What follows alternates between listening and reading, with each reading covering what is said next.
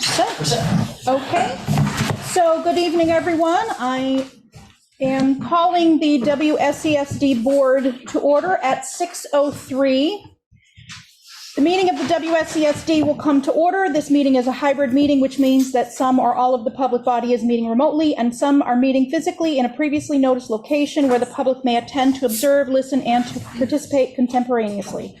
Please note that while we will strive to provide means for those attending remotely to participate in the public comment period, there may be technical difficulties or reasons that otherwise prevent or interrupt remote public participation. Therefore, it is important to note that open meeting law only ensures the public's right to participate and comment at a public meeting by attending at the designated physical location as posted in the notice and agenda. If a member of the public or of the public body has technical difficulties accessing this meeting remotely, please alert us by email. In the event of a technical difficulty that cannot be resolved, we may continue the meeting if necessary to time and place certain. Please note that all votes taken during this meeting that are not unanimous will be done by roll call vote. Okay, so we will start off with student matters. We will 5 to 10 minutes. Has been allotted for this. Are there any students here or any students online who would like to speak? Hi, yeah. I can just give a quick update about the Student Advisory Committee's professional development planning. We have confirmed a slot for the Student Advisory Committee to have a workshop on March 6th, and we have begun planning, and yeah, it's a work in progress, but we're getting there. Okay, thank you. Any other students who would like to speak? Okay, one more time, okay. Moving on to the presentation of the outdoor classroom, school gardens, play-based PLCs. Yes, thank you, Kelly. Thank you. So we kind of have like two presentations that we're going to mold into one tonight. We have folks here to present on our school gardens and how they act as classrooms, extensions to the outdoors from our schools. And we have presentation on outdoor classrooms that have been built over time. I think we'll start with our garden coordinators. And we gave you the slideshow, so you have the slideshow? Who did you give the slideshow to? Do you have a computer with you? He asked me to share it with him today. Yes, do you have a computer with you? I have a computer with me. Okay, so we can hook you right up. Yeah, okay. Yeah. Great. Is that the what you sent to? And So I sent you a slideshow on outdoor classrooms. Okay. I sent you an overview of the garden presentation. Okay. But that wasn't quite completed until today.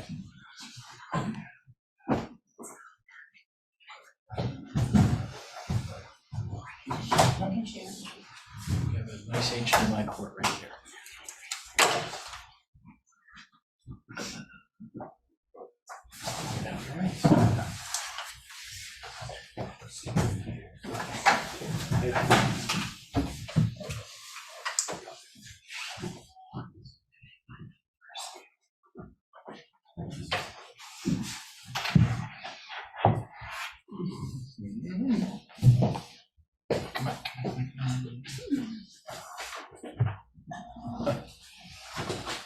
Yep. Okay, undone. There we go. Excellent. So I'd like to introduce you to Sheila Humphreys from Food Connects. And she will get us started with this portion of the presentation and introduce us to our garden coordinators. And should we be here? Is this the place to be seen? Be great. Awesome, thank you. So I am Sheila Humphreys. I am a farm-to-school coach. I work for Food Connects, and we support school garden programs and school meal programs throughout WSESU and throughout the southeastern corner of Vermont.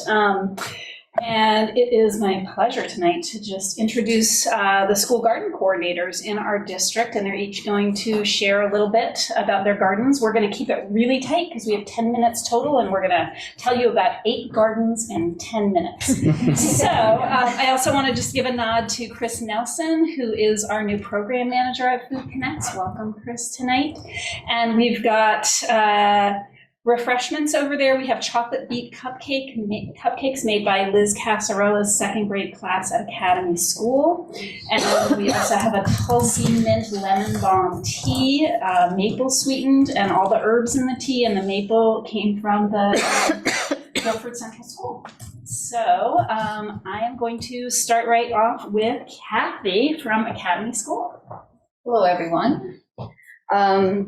So as my role as school garden coordinator at Academy, I support teachers in the spring to plant the raised beds that are in the back of the school garden, back of the school. And then during the winter months, I do all kinds of cooking activities using the Harvest of the Month. That is provided by Food Connects, a plan that tells us what the Harvest of the Month. So last month was the beets. So we did a lot of roasted beet cupcakes. So we brought those for you today. And in the fall, we harvest and use a lot of the vegetables for different activities, such as the kindergartens always plant a garden. We use the vegetables that we harvest in their stone soup celebrations. So the big news at Academy is that we received a grant with the help of Food Connects that we are getting $15,000 to increase our gardens. So we're really excited about that. So, and we'll see what happens. Great, thank you, Kathy. All right, and we're gonna bring Steve Head up next, and he is from Putney Central School. Hi, I'm Steve Head, garden coordinator at Putney Central, and also I work in the kitchen. We run the kitchen program. So our goal has really been to get the kids involved in the garden. We do have quite a production area, which you can see more in some of these here. In trying to get the food into the kitchen so the kids eat the food that they grow. What we found is, and we've done some studies on this, that the kids that grow the food will eat it. They're involved in the process, they'll eat it. And it's a way of introducing them to things that they normally wouldn't eat. I think we have the Brussels sprouts, well, maybe not, but we had 90% of the kids who grew Brussels sprouts eat Brussels sprouts. That's amazing when you think about it, okay? But along with all of this, a big part of this, and this goes along with the outdoor ed too. And if you're a fan of Howard Gardner, in the multiple intelligences, used to be 7, right? There's 8 now. It's from the late 90s, and that's Nature Smart. And so, we have music and language and all those things, but there's a lot of kids that thrive in the garden and the outdoor experiences. Is that my time? Okay, thanks. Thank you, Steve. Great, and then we have Sarah Rosso from Guilford, who could not be here in person today, so she's with us virtually, and I don't quite know how that'll all happen, but I'm going to trust magically her voice will appear in the room. Hi. Hi, Sheila. Hi, everyone. Can you hear me? We can. Hi, Yes. Sarah. Okay, good. Hi.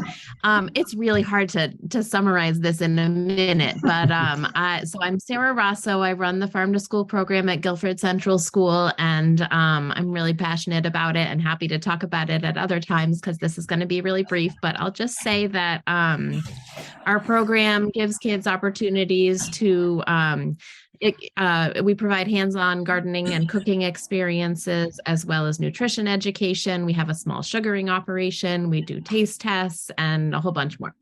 And these projects and experiences provide ample opportunities for curriculum connections, hands-on learning, as well as building confidence and real life skills. There's a lot of benefits. And if you're in person, you can see those pictures on the slideshow. And this is just a quick illustration of a project that our current second graders did, which started last spring with them planting potatoes. And then they harvested them in the fall. And then in the wintertime, they chopped their potatoes with these little crinkle cutters and we cooked them over the fire. And they got to enjoy these delicious fire roasted potatoes that they had grown. And so they really got to take the project from start to finish. So that's just one small example. There's hundreds of those, but I'll leave it at that for now. Great, thank you, Sarah. All right, and now I'm going to invite Tara Gordon up here, and Tara is actually garden coordinator for 4 different schools. So BAMS, Dummerston, Green Street, and Oak Grove. So Tara is going to try and tell you about all of those school gardens in 4 minutes.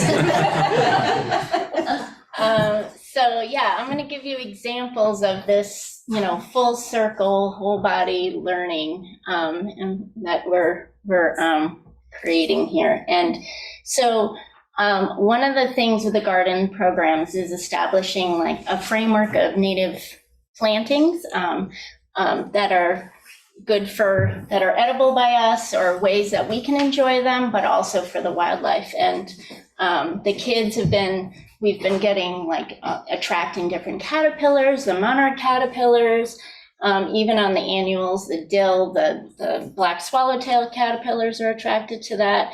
And we get to watch, we found some chrysalises, and the kids get to watch them develop all the way through seeing the full, and some of them are raising the butterflies and releasing them in the classroom out into the garden spaces. Joe Pyeweed's a native plant that attracts a lot of bees, pollinator bees. And winterberry is a native plant that the birds really love the berries from, and it's also beautiful. It's pretty in the gardens too later in the season. Amaranth is an annual that seeds itself, and we harvest. It's great for the birds, but also we harvest it, and we've grown sprouts from the amaranth seed, and you can make flour from it. And then making pine cone feeders with in different cones, and coating them with seeds to feed the birds and hang up around the gardens and bring them home. And then all the fun we have with foods from the beginning of, here's a harvest of aronia berries for the first time this year at Oak Grove. And it's to me, it's like the heart, right? So they had a blast doing that, and cucumbers and making salsas. This is different ground cherries and tomatillos. We make different salsas with there, and the beets, and the middle schoolers, Anne's class, doing a taste test, and we were comparing both fresh things from the garden beds and preserved things, different types of preserves, and comparing them. Mushrooms we grow in the classrooms, sprouts as well. So these are sprouts that we grew in the classroom, and then we made pesto from our preserves and had the pasta with it and the sprouts.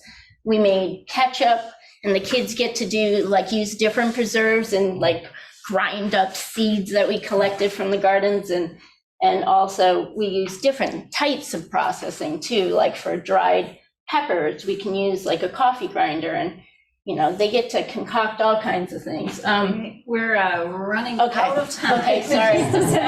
Okay, next. You got a couple more slides. Yeah. Yeah. So here's the kids from seed, planting the seeds, both for cover crops at different times of the year. They get to make, and that sets them up for growing sprouts in the winter, growing mushrooms in the garden space that are edible, the composting, the mulching, the hay, moving dirt around. The next one. Yeah. And then art, and the combination of research, with classes doing research and classes working with the art teacher and their teachers, and making art and combining that and making signage for the garden spaces, which allows that much more, it's more inviting and engaging for everybody who's in the garden spaces. So yes, thank you. Thank you, Tara. Awesome. So that is the end of our presentation. We really hope that you reach out to Tara and Kathy and Steve and Sarah and ask more. We'd love to give you tours of the school gardens if you ever want to come and tour, or just come and check out a cooking lesson. And also feel free to reach out to us at Food Connects if you have any questions about farm food or nutrition education, or how we can offer more support for your school. And we also work a lot with In addition to school gardens, we also work a lot with the school meal program, and so we're happy to talk about that as well. Thank you so much. It's really quite amazing to see how all of the gardens in our schools have grown over the years. And that's really attributed to the collaboration of our garden coordinators, our teachers engaging in the process. Sheila is certainly a leader in our school district as well. But it's been really nice to see those opportunities increase for students to get outdoors, whether they're in an outlying school or right in the middle of downtown Brattleboro. So it's been really nice development over the last handful of years. We can take some time for comments or questions, if there are any, for Sheila and the garden coordinators who just presented. I wanted to take the opportunity to thank you all for coming and presenting, and also the work that you're doing. And I thought of when Tara was speaking and she was kind of running out of time, but that's really very exciting, sort of running out of time, because you're so passionate about something and there's so much to talk about. And so I appreciate that you were running out of time because there was so much. And I'm sure all of you had things, you could all have run out of time while you were talking about the thing. So I appreciate that. It's hard to be the timekeeper. Thank you. Tim. Yeah, myself and a couple of members of the public would like to know if there's any plans to expand this to the high school. Oh, extending farm to school to the high school. Right. Yeah, so we would love to work more with the high school. We have worked with the high school somewhat in terms of supporting the school-based farm stand that was happening last year. I'm not sure where that is at this year, but I know there's been some conversations around it. We've also been talking a bit with Jen Corse around ELL support and thinking about a multicultural cookbook with ELL students. And we are certainly open to any teacher in the high school or program that would like to work with us. We would really love to get more programming in the high school. Is it possible to have a garden at the high school? Is it possible to have a garden at the high school? Well, I know that there are some raised beds that the life skills students were using to do some gardening there, and there is definitely potential for putting more garden beds on campus, but there's got to be faculty who want it to happen and student involvement, and it's a whole process that we would love to support. I'd also like to just inject that we do engage, or I have engaged the high school students for getting their community service hours in the gardens around the elementary school gardens. And now that we have BAMs, I'm sure we'll be engaging them more in that capacity too. And if I could just very briefly say too, in the early 2000s, I was at the University of Vermont Extension over here with a greenhouse, and we had the high school kids come over, and they grew greens and things in the greenhouse and sold them to the teachers. I don't know if there's any teachers that remember that. They had a whole kind of a CSA type thing going. So there's a lot of possibilities. Yes. And we really want to get the greenhouse. Oh, yeah. The horticulture program going again. Absolutely. Yeah, we'd love to work with the Plug-ins. Career Center. Absolutely. So when I was at Putney Central, we would get from the horticulture, from the greenhouse, from their plant sale, we would get all these donations for Putney Central. Yeah. But there's so much potential there too. I just wanted to share a little bit about how the high school has been fortunate to collaborate with Food Connects. They actually provided our farms program with a really generous donation at the beginning of the year. And last year we had our farms program going out to, I believe, right next to Tenney Field to do their gardening. And we were able to build them raised beds in our courtyard so that not only could they be closer, but they're within the school growing those items. I know that I was just talking with our facilities manager, Ricky Aethier, the other day, because a student had asked about starting a garden, and we have a couple areas we might be able to do that. This was literally a conversation I had Monday or Tuesday. There are some things we have to figure out in terms of like pest control. Can it be next to the building? Can it, but I think I always support it. I think it's a wonderful idea, and Yeah, and we're also doing a ton with your cafeteria through working with Fresh Picks and Allie West, who's no longer with us, but hopefully Fresh Picks will continue to work with bringing in as much local food into lunch and breakfast and after-school snack program as possible too. Michelle, you have your hand up? Yeah, I also wanted to chime in and thank you guys. I just have to say that this is one of the things that most delights me about our school systems. I think that this isn't especially unique to Vermont schools, but it is when you go outside of our state. And I know our family had lived further north, and it blew me away. Walked into a school with gardens, and they also had, similar to Putney, they tried to do more farm to table. So we sourced our food more locally. And it just impressed me and everyone I knew so much that it was our drive to come back here to be part of the schools. And sitting on the board and seeing how this is expanding, and we're trying to bring that into all of our schools, regardless of the environment and their land situation, it's really excellent. I could listen to you talk about this for a long time. I can't believe you guys are also growing mushrooms. That's super rad. So thank you. And I'm grateful that our administrators are committed to this. I think there's so much value. I think it's what families really appreciate. So many people. I love that kids who might not have this in their backyard will do it. That's meaningful. So that's all. I just wanted to express gratitude. Put your hands up. Kelly Dias. Oh, Kelly? Hi, everybody. Sorry I couldn't be there in person, but I just wanted to really highlight the level of integration that's being brought to us through Food Connects and through our garden coordinators. The other night at the SU meeting, we had a nice presentation about MLSS and diversity and all of those components, but this is another example of the integration that's really becoming district-wide. And I just want to thank the group of people who presented, and also make the connection of, I know they didn't have a lot of time, but they're teaching so much content within what they're doing that relates back to what the teachers are teaching in the classroom.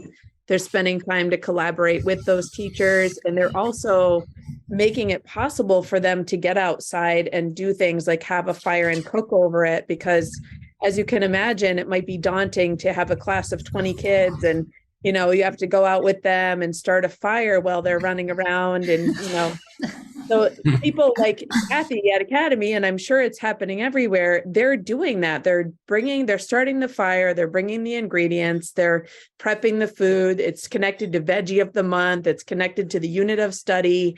The kids show up with the teacher, it's ready to go. And so these people are true teachers, as well as it's just more than like coordinating a garden. It's a whole piece of our school culture, and it's just huge. So I just am really appreciative, and I want to make sure they're highlighted as they should be. Well said, Kelly. Thank you for that. Ricky? I took down my hand because I was just looking for her contact information online, but I couldn't find it. But then I did, and I just am looking forward to seeing if we can get the Brattleboro Agricultural Committee to meet with her. If she hasn't met with them yet, I just joined the committee, and hopefully we can brainstorm about how we can support her. Okay, thank you. Anyone else? Thank you very much for taking the time to present to us tonight.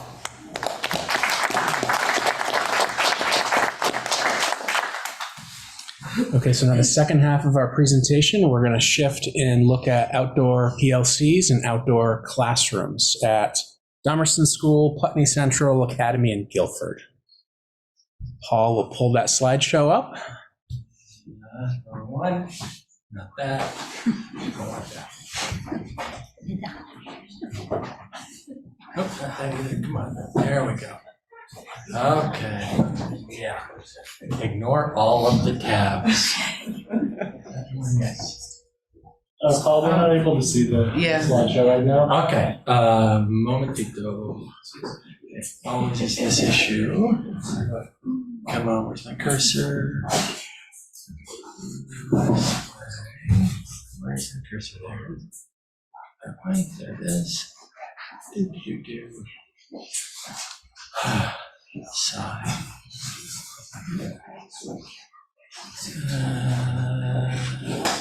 Displays.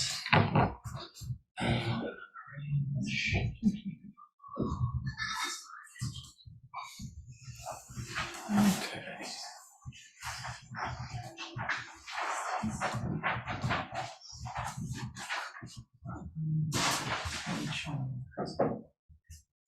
Now?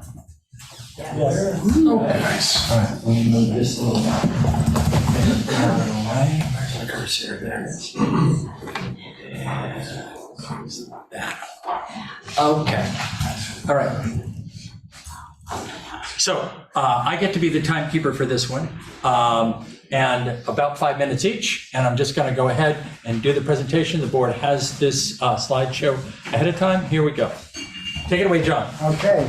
Hi, I'm John Gagnon, principal at Guilford Central School, and tonight you get to hear from two of our champions regarding outdoor education in our Farm to School program. You heard from Sarah Rosso earlier, and I'm going to turn it over to Emma Hollowell, who is our pre-K teacher and a real champion of outdoor learning at Guilford Central School. So Emma, are you there? Yep, can you all hear me? We can. Yes, we can. Great, thank you. Thanks for having this fits so nicely with our Farm to wonderful happening at the district level. So this is a little about the Central School pre-K. Before I start telling you about our vision, I want to just make it just clear to everyone that all that we do with our outdoor programming and our play-based programming at Guilford and across the district is really based on very extensive research about how children learn and about the benefits of time spent outside in the natural world. And there are decades worth of research that has gone into all of this.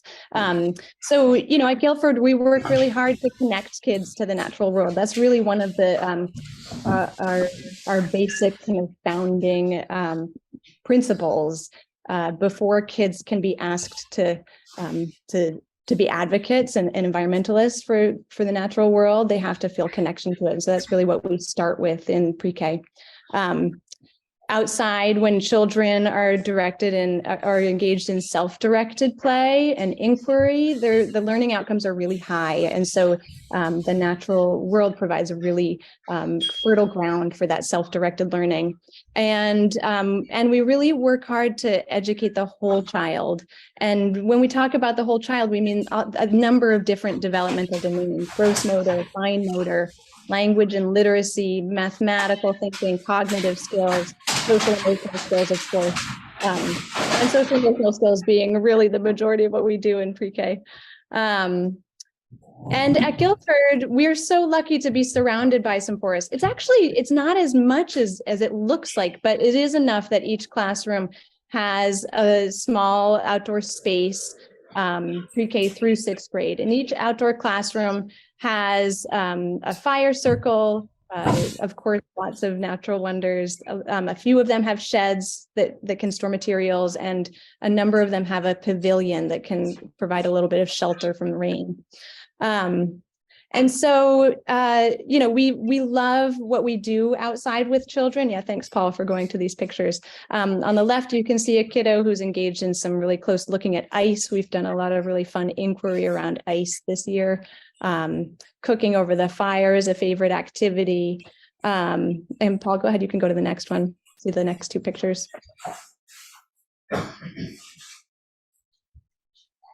Some kind of self-directed play with some pouring and measuring. And I love this picture on the right because you can just kind of imagine the conversation that's going on there with those kiddos.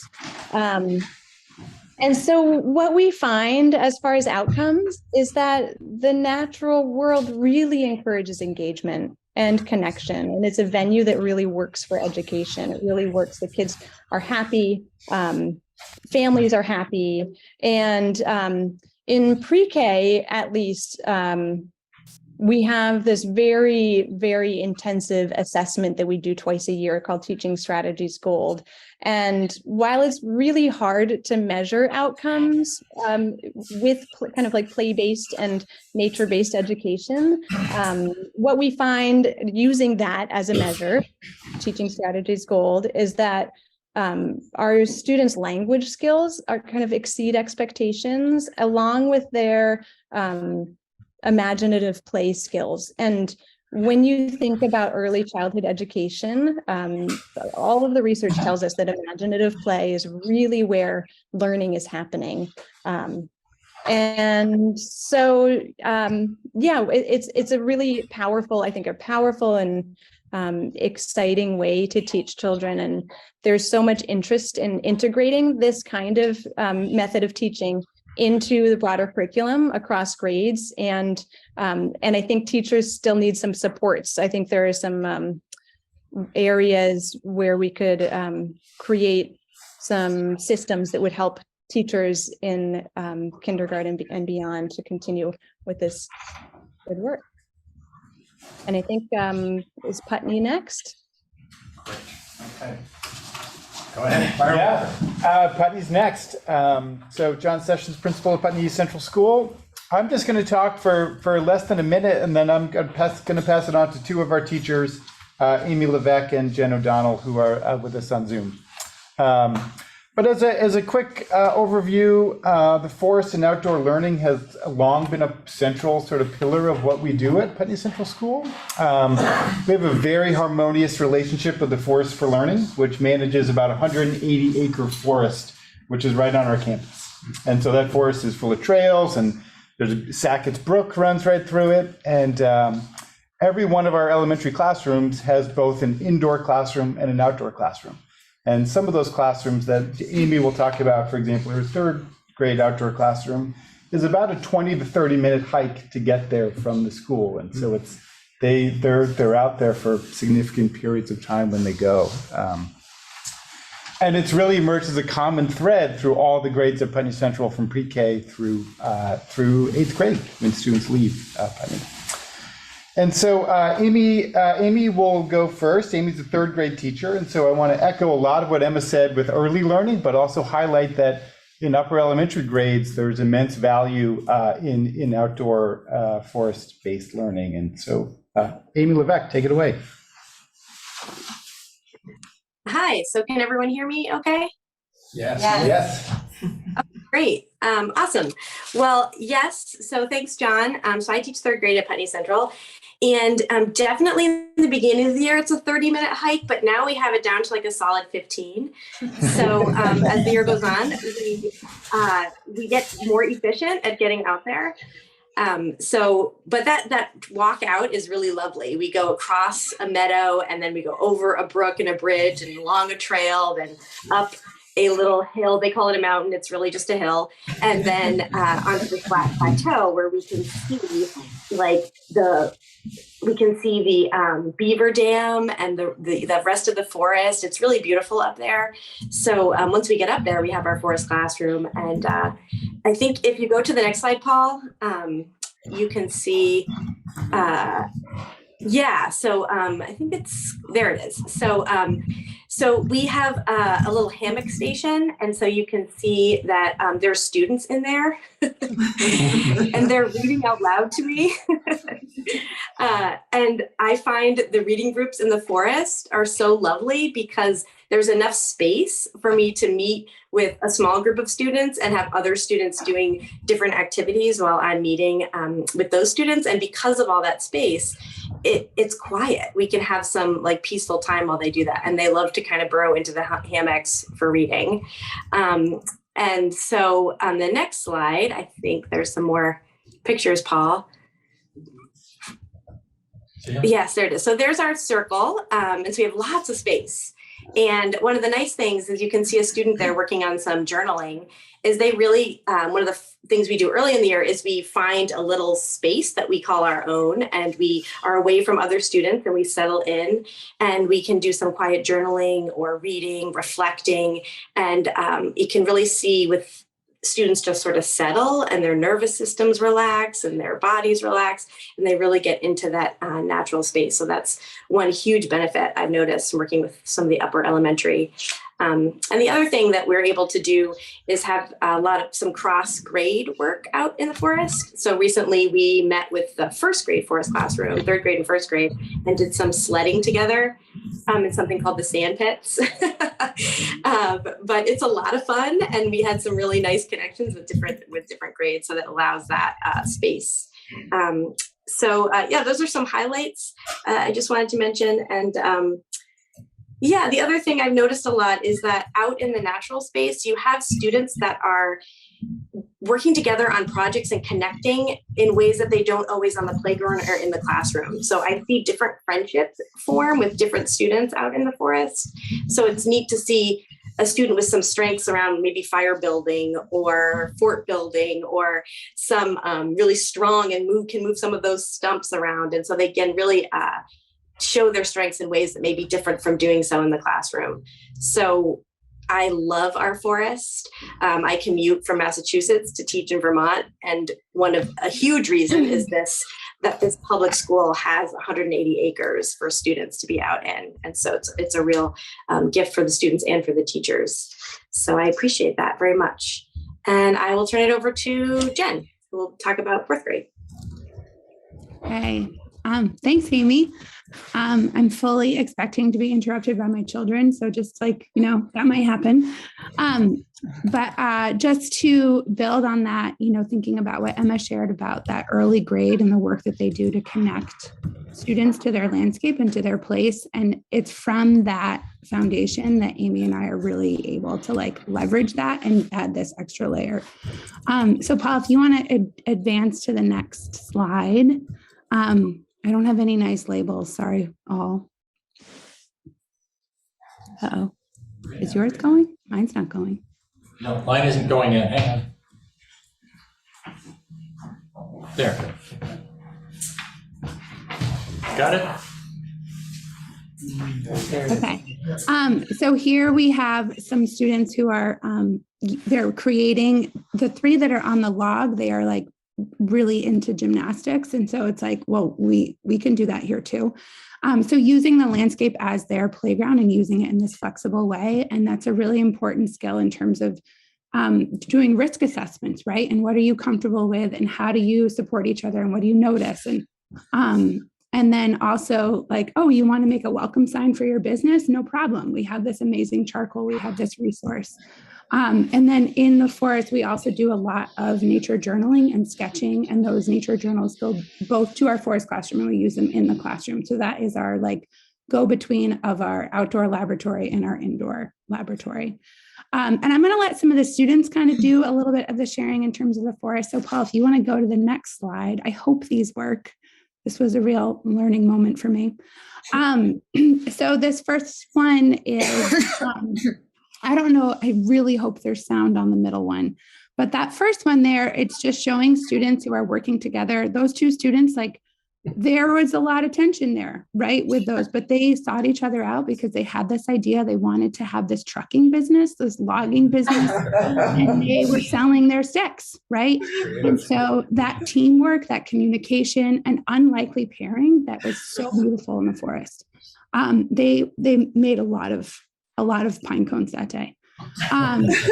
So in terms of there's this amazing thing that happens in the forest where you see this independence build and you see this confidence build as they become more solid in their skills and based on their experience with each other.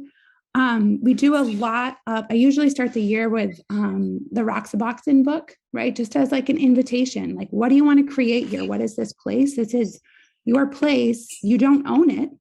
You can feel how can you create connection and feel ownership of it without having possession, right? So that's a really interesting connection with a sense of place and a sense of stewardship and a sense of sustainability. And a lot of land use discussions. Well, I want to do this. Well, what's going to be the impact there? And what if everybody wanted to do that? How is that going to work in terms of our community? So the one on the far, I don't know, my left or my right, she's going to light a fire using some flint and steel.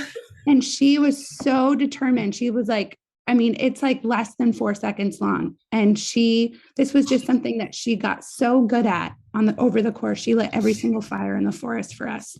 And that was a COVID year. And so we were out in the forest almost every day. And she just was so into it. That was part of her. And what a huge sense of accomplishment and sense of pride. I start the fire in the forest by myself every single day.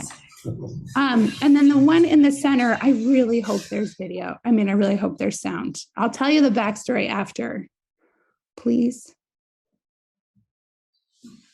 Can you hear? No, we don't have sound, sorry. Oh, Okay, well, I'm gonna really, really hope that you can watch this video outside of this meeting at some point when you do have sound. What you'll see is that the students are having they're settling a dispute. And this dispute is over a property line. And these two trees represent the property line that they are disputing. And a big portion of the group wants that to be available for public use. And the other side, it's private property.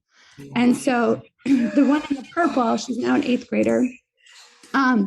She really holds her own, and she's like making sure that every vote gets counted, and she's making sure that it's clear, and she's determining the winner. And there's like a big celebration. The backstory is that the week before they had tried to elect a mayor of our town out in the forest, and a lot of them got bored when they were at town meeting, and so they left.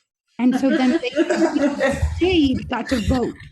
And so everyone was mad because the people who stayed got to vote. And like, what an amazing life lesson, right? Like, if you want to vote, you have to stay. So no one was leaving this conversation. They stuck with it. And the other backstory behind this property line is that the reason they wanted it to be public access was because there was a mouse nest inside one of those trees. And they wanted everyone to be able to access it. So it did go public land. But that kind of communication, that kind of community organizing, that kind of leadership skills and ability is there's not enough space in the classroom for that. You need it, like, in my opinion. And to take it outside, it really, like, it's their meaning, it's what's important to them and what they value. And so it became our entire civics and economics lesson. Our entire curriculum for the whole rest of that year. So in addition to sort of like the forest classroom time and this community building that we do, another part of the vision for the Putney Central School forest and place-based learning is that working to build these units of study so that every grade level has at least one place-based integrated unit of study and so the kids have a continuous experience, right? Pre-K to 8, they have this, they're building this skill and they're building these experiences. And so, Paul, if you want to go to the next slide. I'm trying, actually. All right, you're doing a great job. I really, threw a bone here with these videos. There we go. We also need to watch time, Jen. Okay, this one's just some pictures because sugaring is one of the units that 4th graders participate in. And it is our place-based unit of study, and it involves, there's a lot of science, there's a lot of reading, there's a lot of folk stories, and there's also the mechanics, the scale of the operation. We tap about 7 to 9 trees, depending on how, rugged we are feeling. But then we also have this scale of operation having this connection to the bunker farm, which that's me. And then being able to see, to make the syrup in our own classroom, and then to also see the syrup made on the next scale.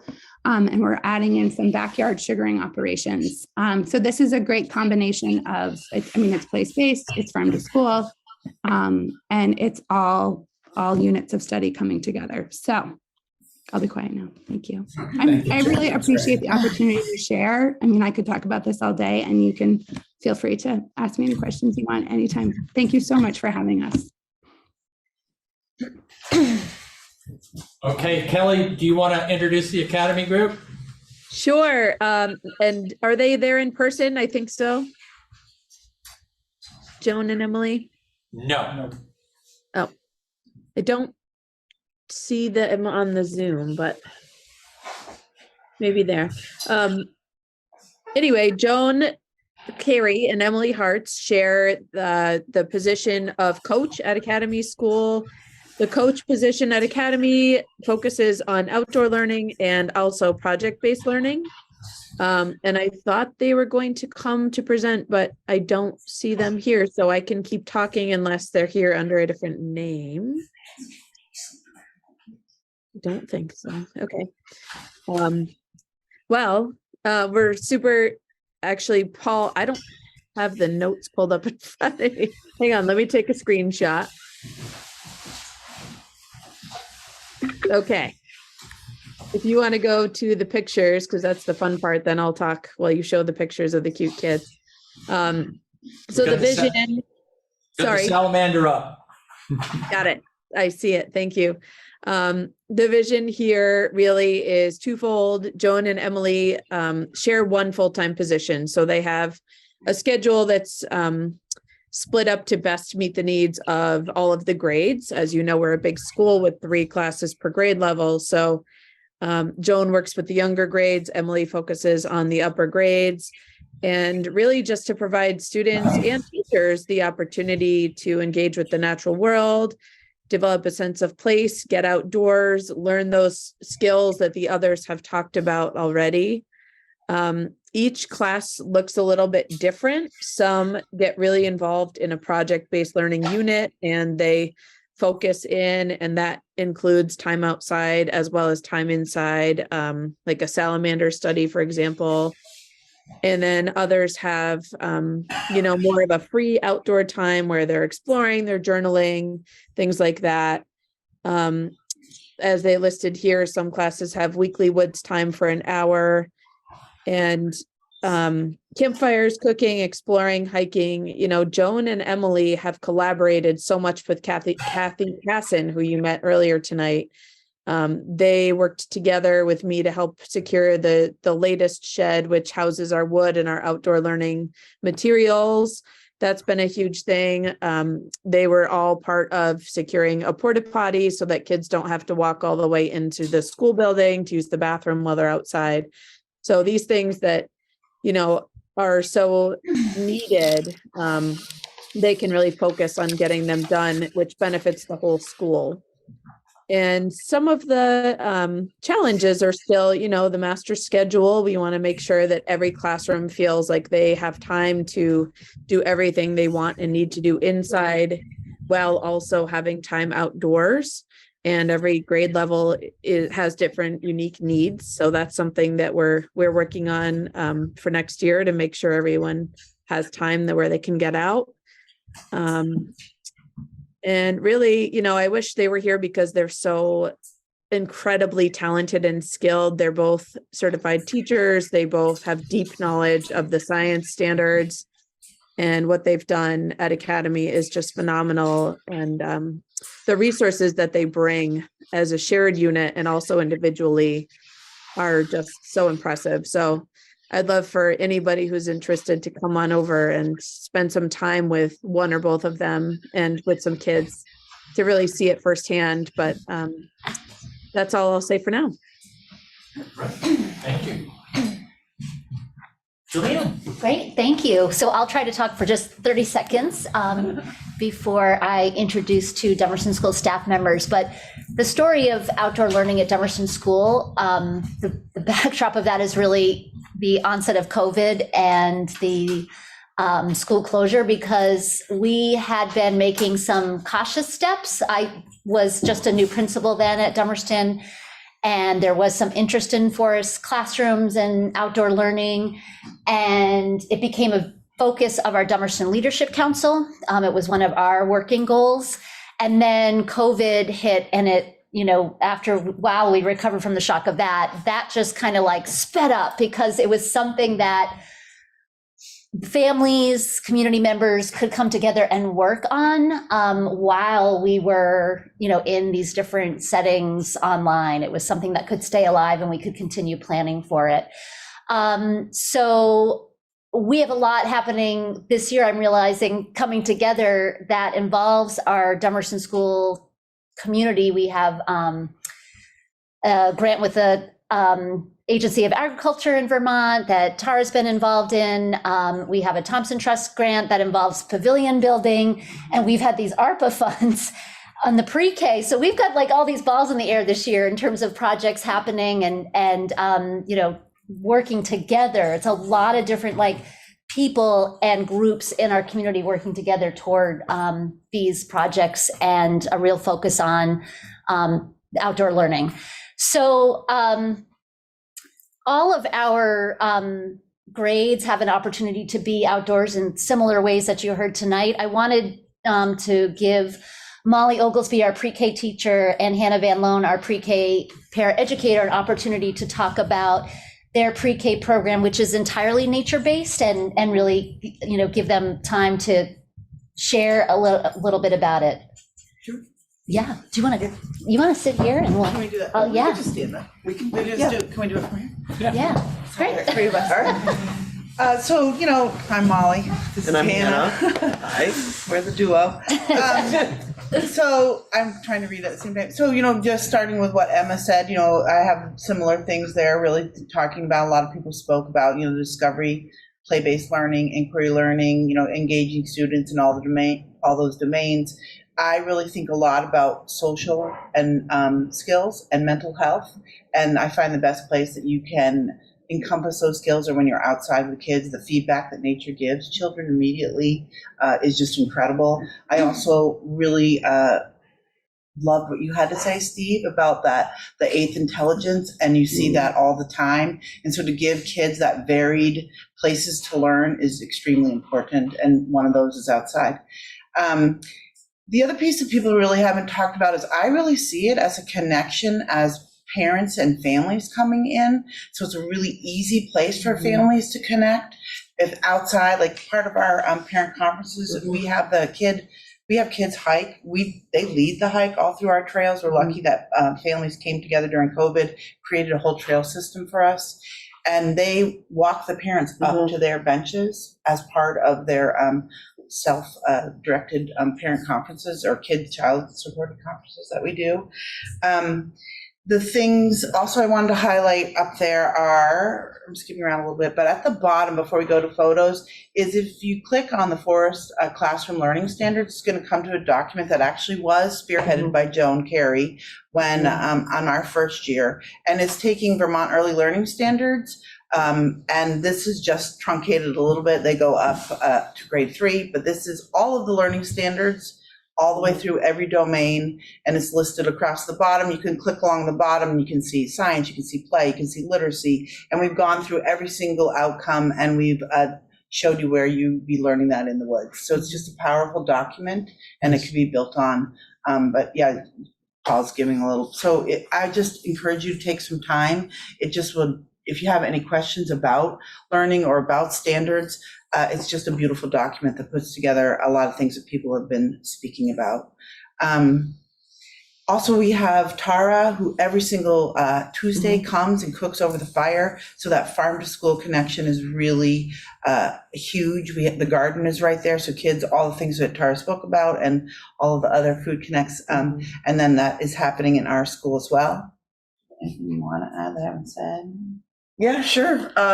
We truly are a nature-based outdoor program. The kids come in, they have breakfast, they put their things away, they are inside. We have our morning circle, and then we're outside. We're literally, Molly and I are with the kids literally outside from 9:30 till about, okay, it's time to go in for lunch, have a little rest, and we're back outside again. It truly is a time when the kids are connected with their surroundings, with nature. We go on our hike every day, and the kids, the great thing is that not only are they noticing the interactions with each other, but they're noticing the things around them. We can walk up the trails and all of a sudden a kid can just say all of a sudden, hey, look, Hannah, roots, and today, for example, we were walking up and we noticed birds, and we went up to our spot. We built some houses. We are working on a log cabin. If a couple of boys see me walking over to a pile of logs, like, hey, Hannah, can we help you? And it's reminded me when Jen was showing that, and they want to carry it and be part of it. But they were all playing, and we come up with field guides, birds, moths, butterflies. And I took out the field guide to see what those birds were when we were coming up. And one of the students that was way over there doing something else came right over and said, oh, those are awesome birds. So it's really this great connection. And the other thing I was thinking too, Molly, was we do a lot of practice of the social skills, and we find that being outside and just taking a pause really helps with them. And we do have, Jen was mentioning, I think it was Jen, a sit spot where they have their own spot. We practice that at Dummerston as well. We take opportunity for them to sit and literally just maybe not, it's not really journaling, but it's really to sit, feel the earth. What do they hear? What do they see? Things like that. It's, yeah. That's a lot of critical inquiry. We're lucky enough at Dummerston that our space abuts the Dummerston property. So all the soccer fields are there. So we have not only woods, we have a huge meadow.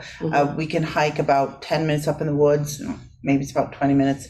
And there are 2 different vernal pools that we have access to. So we have a lot.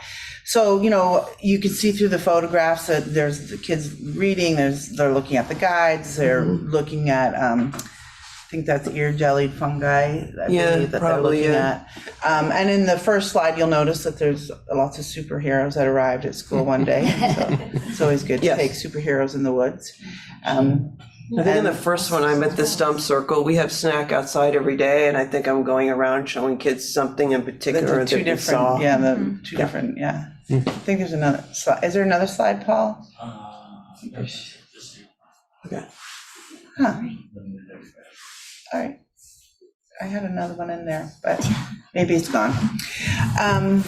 Let's see, what else did I want to say? But, you know, I just wanted to say again, really, when I think about where our kids are right now, young kids are really struggling. And being out in the woods gives them just this great place to become who they are, to think about, really know who they are as a learner. And again, that family connection, the garden connection. And I really think that impulse control, which is the #1 predictor of how children are going to do academically in school, is what we work on in preschool. And we are thinking about the arc of what happens in Dummerston School. And so we're laying the foundation for joy, for satisfaction, for parent connection, for nature connection, and just the love of learning. And that's, I think, what we're about. And self-discovery too. And we really have a great core group of, when we've had work weekends at Dummerston at the ELC, it's just amazing that the parents that show up, and there's still a connection with that group, even though their kids have moved on. Great. So thank you. Come by anytime. Yes. Thank you. Any time for a couple of questions, if there are any questions or comments? I just want to say this kind of presentations from all of these groups are like one of the things that makes me feel so lucky to be a parent in this school district. I think that in a lot of places, this kind of access to nature-based learning during school is something that's only available to kids who can afford a fancy private school. And the fact that I might be counting wrong, but seems like the majority of the schools in our district have access to this is just really stunning. And it's so lucky, but I know that it's not just luck, because there's so much work that went into really creating these opportunities for the kids to have deep and long amounts of time spent out in these facilities. So really grateful for everyone who's been a part of that. Very intentional work and a lot of collaboration, and lots of different opportunities at all of our different schools based on our campus and where the schools are located. But I feel like all of our schools have really been working to maximize the outdoors as a learning space. It's just been really great to see. I'd like to echo what Robin said. You said it so well. This really is unique. This is really special. I'd like to, when you mentioned impulse control, a couple of years ago, John Gagnon presented a videotape, and you had that seed project where the kids were doing research on what kinds of seeds, birds, and you had a kid who sat there for 20 minutes, and a bird, you had it on video, a bird landed right on his head. The kid will never forget that, and neither will we. So that was, I'm sure all of you can speak forever on experiences like this. So great job. Thank you. Thanks for having us. Yeah. So I'm curious, outdoor learning and the ability to go outside every day, how freeing for everyone. So what happens on the days when the weather is so intense and everyone is stuck indoors for the entire day? What does that feel like? Just had that happen. So far this year, we've only had to be in once, which was the cold day. We go out when it's raining. There's no reason to be outside. We have rain gear, we have mud suits. We believe in being outside no matter what. I have to kind of be careful on how I'm going to say this. So it's okay to learn to be uncomfortable. It's okay to learn to be disappointed. And those are things that you learn when you get wet and you run through the mud puddle and your boots are filled with water. And so you learn about yourself and I mean, the life lesson, totally different, right, than the one that Amy, I think, was just described. On a day that's so cold, then we are inside. At Dummerston, we're lucky enough that we share the space with kindergarten. So there's a huge room and we just figure out how to rotate around through. It can be a little challenging and we are like, wonder what the kids will be like, right? Because they're used to being outside. But often we have enough art projects or there's enough excitement to be in accessing some of those other things, games and stuff that kindergarten have, but you're okay. It's when it's like 3 days in a row. That you're hoping one of those days is a Saturday. We try to get creative, but in the morning with myself, Molly, the kindergarten teacher, Anna, and the other paraeducator, we're like, okay, it's gonna be sleet and pouring rain. It's not looking good. What's our plan? And so before the kids come, we talk about, okay, we can do this. We work on a lot of collaboration together. And we have the big space, but we have a small room too. So, hey, in this space, let's do this. And in the big space, we'll do an art project. So those days definitely come up, but we just work all four. And they're in the process of building a pavilion. Yes, that will have, right. And in the woods, we have 2 shelters that we built as well. So one more question. This is for all the groups. Do you have a backlog of gear for kids who may not come warmly dressed or have a change or boots or you have all sorts of stuff? Yes. Got it. Okay. Thanks. Snow gear, rain gear, boots. You have to have that as akin to, if you're in the classroom, you're giving the child pencil and paper. It's the same tools. They need to have the same tools to be successful. Thank you. Thank you. Thanks. Great job. Thank you. You're welcome, Mark. Thank you. So, are we ready? Yeah. Thanks for the opportunity to highlight that work. Thank you very much. That was very exciting, and it's. I've got some folks online. Oh, sorry. Oh, sure. Do we have anyone online who has questions? First, Liz. Oh, Liz. Thank you, Lana. Hi, thanks, everybody. It's truly great to see this outdoor learning, which was always a big part of my pre-K program. And fortunately, you even have learning standards now. I had to make them all up when I was doing it. But we have these incredible learning experiences right outside our doors. And for everybody to take advantage of them and to see it progressing so nicely is really rewarding. So thank you, everybody, for your hard work. Thank you. Michelle? So I just repeat the same things that everybody else, what I spoke to about after hearing about our gardening at the school. But I have to, as a Dummerston parent, just acknowledge and Molly for what you guys just offered. I think you did such a good job presenting how impactful it is in our school systems. And I don't think that people probably know that Dummerston only had really these outdoor learning centers. Well, Julianne said it since COVID. It was sort of a blessing in disguise. And then we had this fortunate preschool that's actually, Dummerston's only offered preschool in our schools for about 4 years, I think.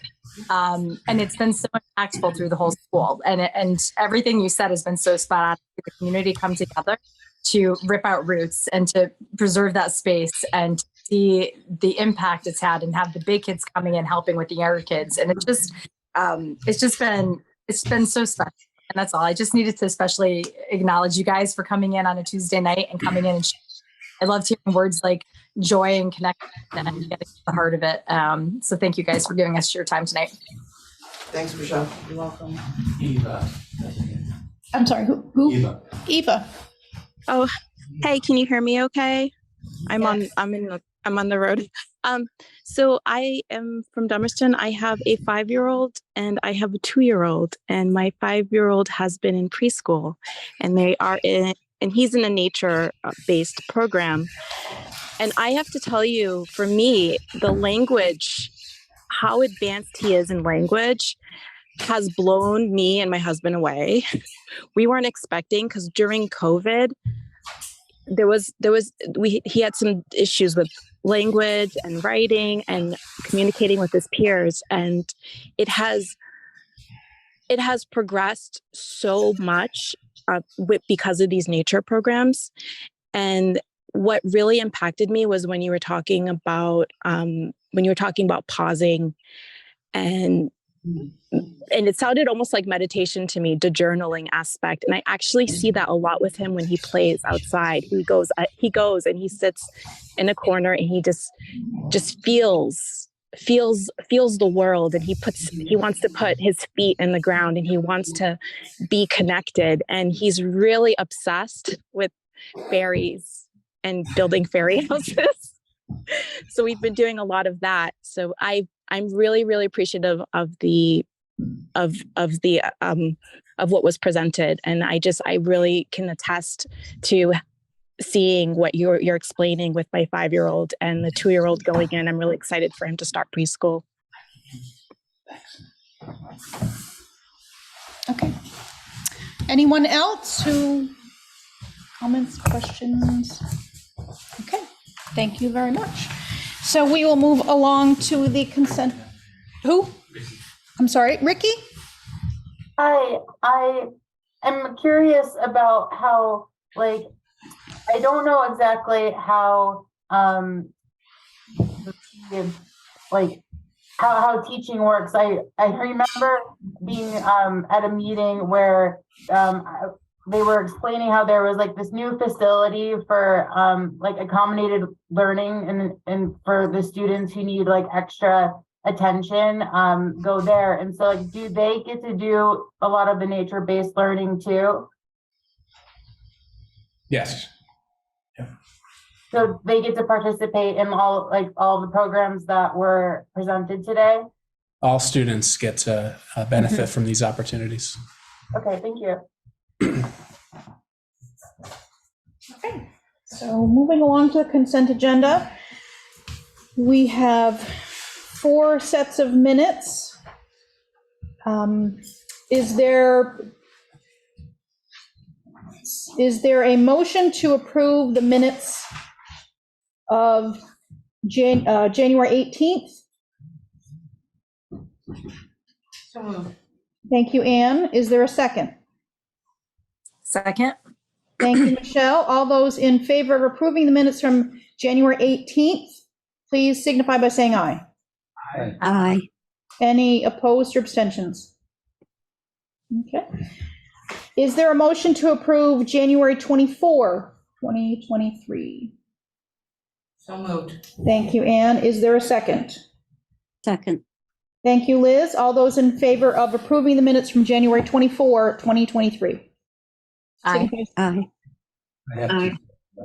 Okay, so all those in favor signify by saying aye. Aye. Aye. Any opposed or abstentions?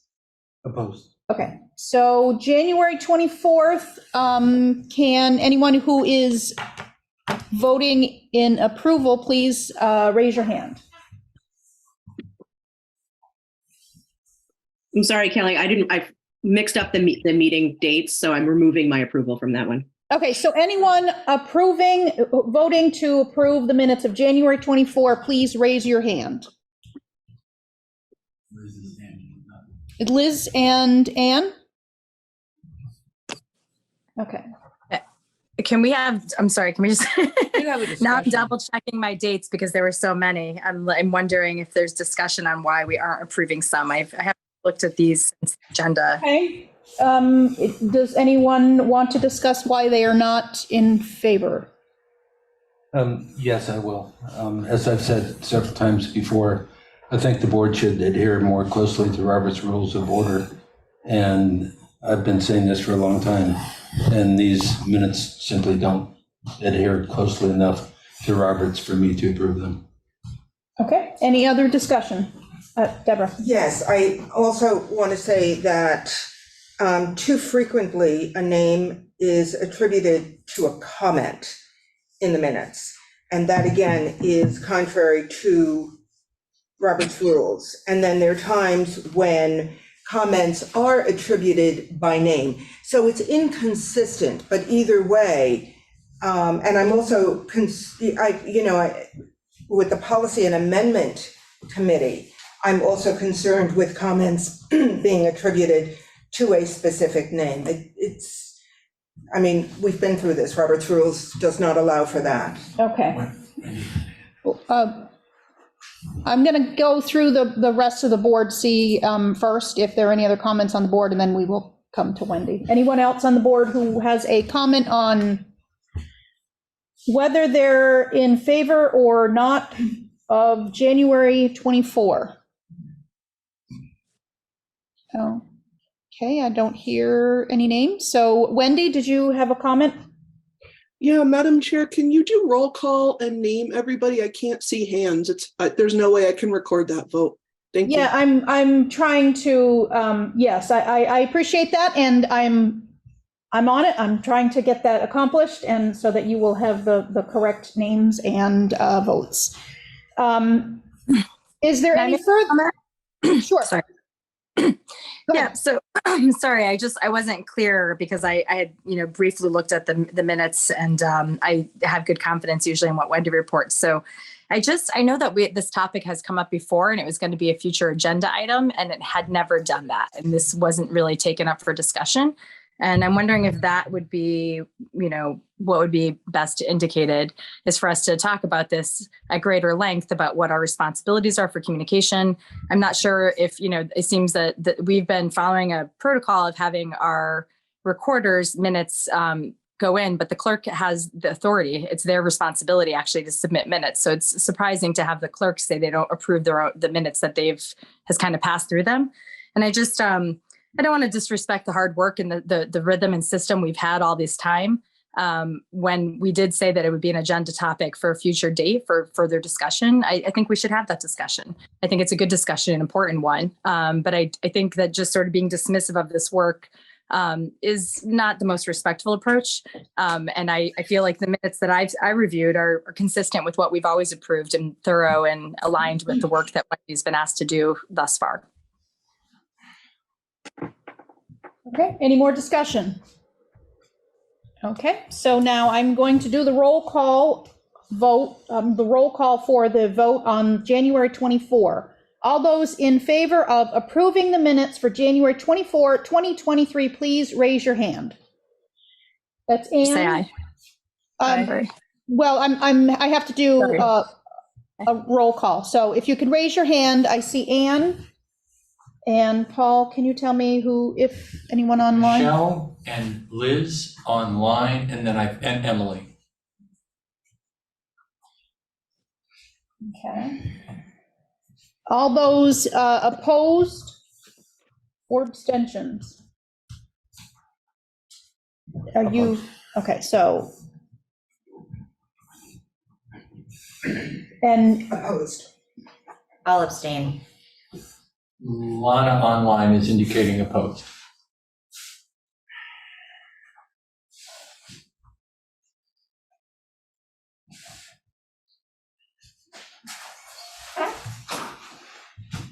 Okay, so it looks like we have 4 in approving: Anne, Michelle, Liz, and Emily.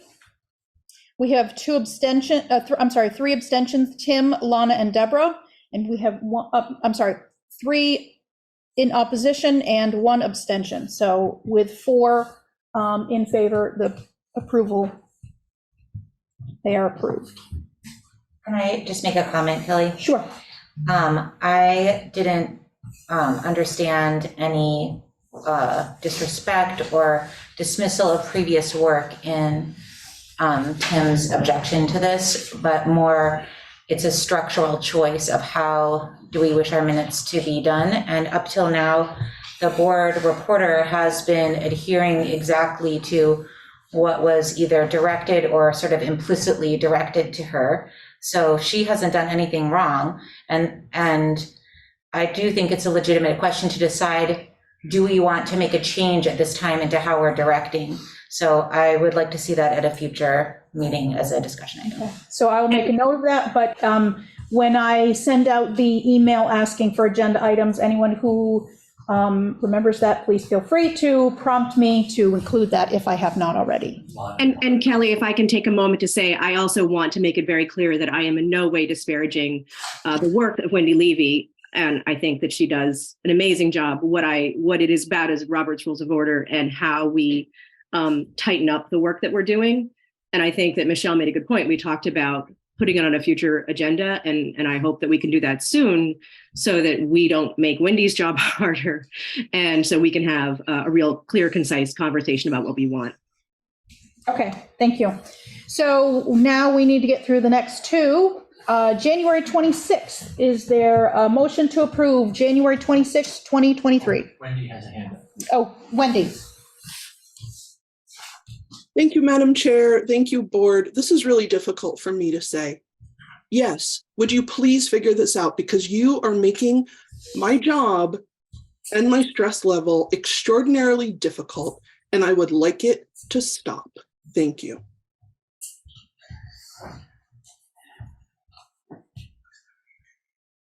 Okay.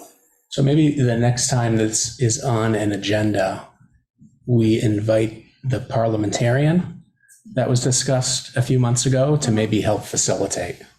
That's just a suggestion. Yeah. Well, we have a meeting tomorrow, so maybe we can talk some more about that. Try to make that happen. So this is a point of order. I just want to state, this is not personal. This is business, and it's Robert's Rules of Order. And we've gone to that 12th edition. We've looked at how minutes are supposed to be constructed. It must be an agenda item, absolutely. But in order to have this discussion, it's not personal. It's Robert's Rules of Order, and it's taking minutes. So if we're going to have a constructive discussion, I think we need to remember that. Yeah, I want to agree with that. And I also want to say there's a reason why we take a vote on the minutes. To have a discussion about the minutes is not unprofessional. It is exactly what we should be doing. We are doing the work that is set out in front of us. And as such, it is not unprofessional. It is exactly what we should be doing as board members with our minutes when we put them into the record. And I would like to add that some time ago, when I first made the first of 3 short presentations about Roberts, it's never been about the note taker. It's always been about adhering to Roberts. Now, this is not personal, of course. It's about adhering to Roberts, and that is definitely a change in the way that we've been doing things. And that's why we've had a chance to discuss it. And I look forward to finally having that discussion with the entire board. And regarding a parliamentarian, I'll be sending out some documents regarding this from a parliamentarian who I've taken some workshops with. So now, Ellie, sure. I apologize if I was interjecting my own thoughts about this, and to use the word disrespect. I just know that my understanding is that there's been some, meetings between the clerk and the recorder and some confusion. And so for me, I guess I'm protecting my own feelings that knowing for us to just outright reject minutes without any clarity around that and why it was happening, it felt disrespectful to me, but I didn't mean to imply that or insinuate that it should be. And I just want to recognize that I did that. So. Okay, so now are we ready to move on to approving a vote to approve the January 26th, 2023 minutes? Is there a motion to approve? So made. So moved. Okay, Second. so Tim and then Michelle as the second.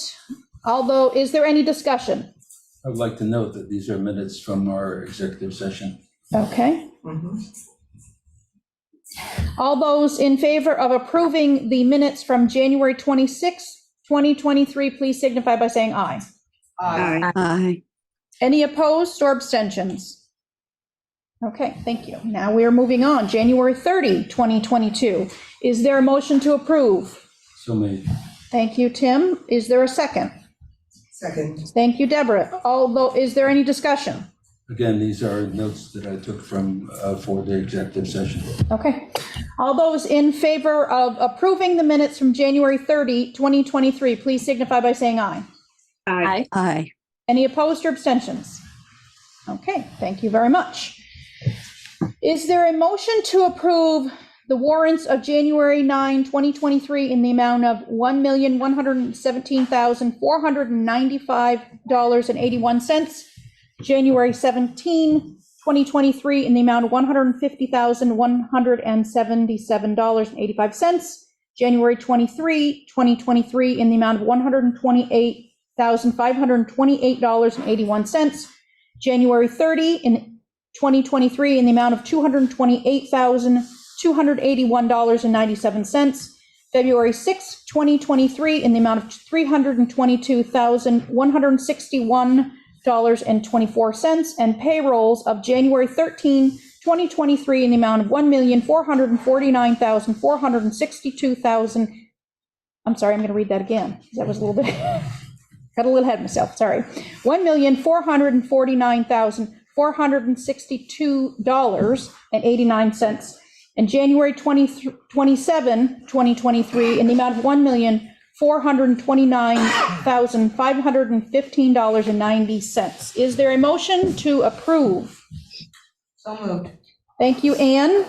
Is there a second? Second. Thank you, Deborah. Is there a discussion?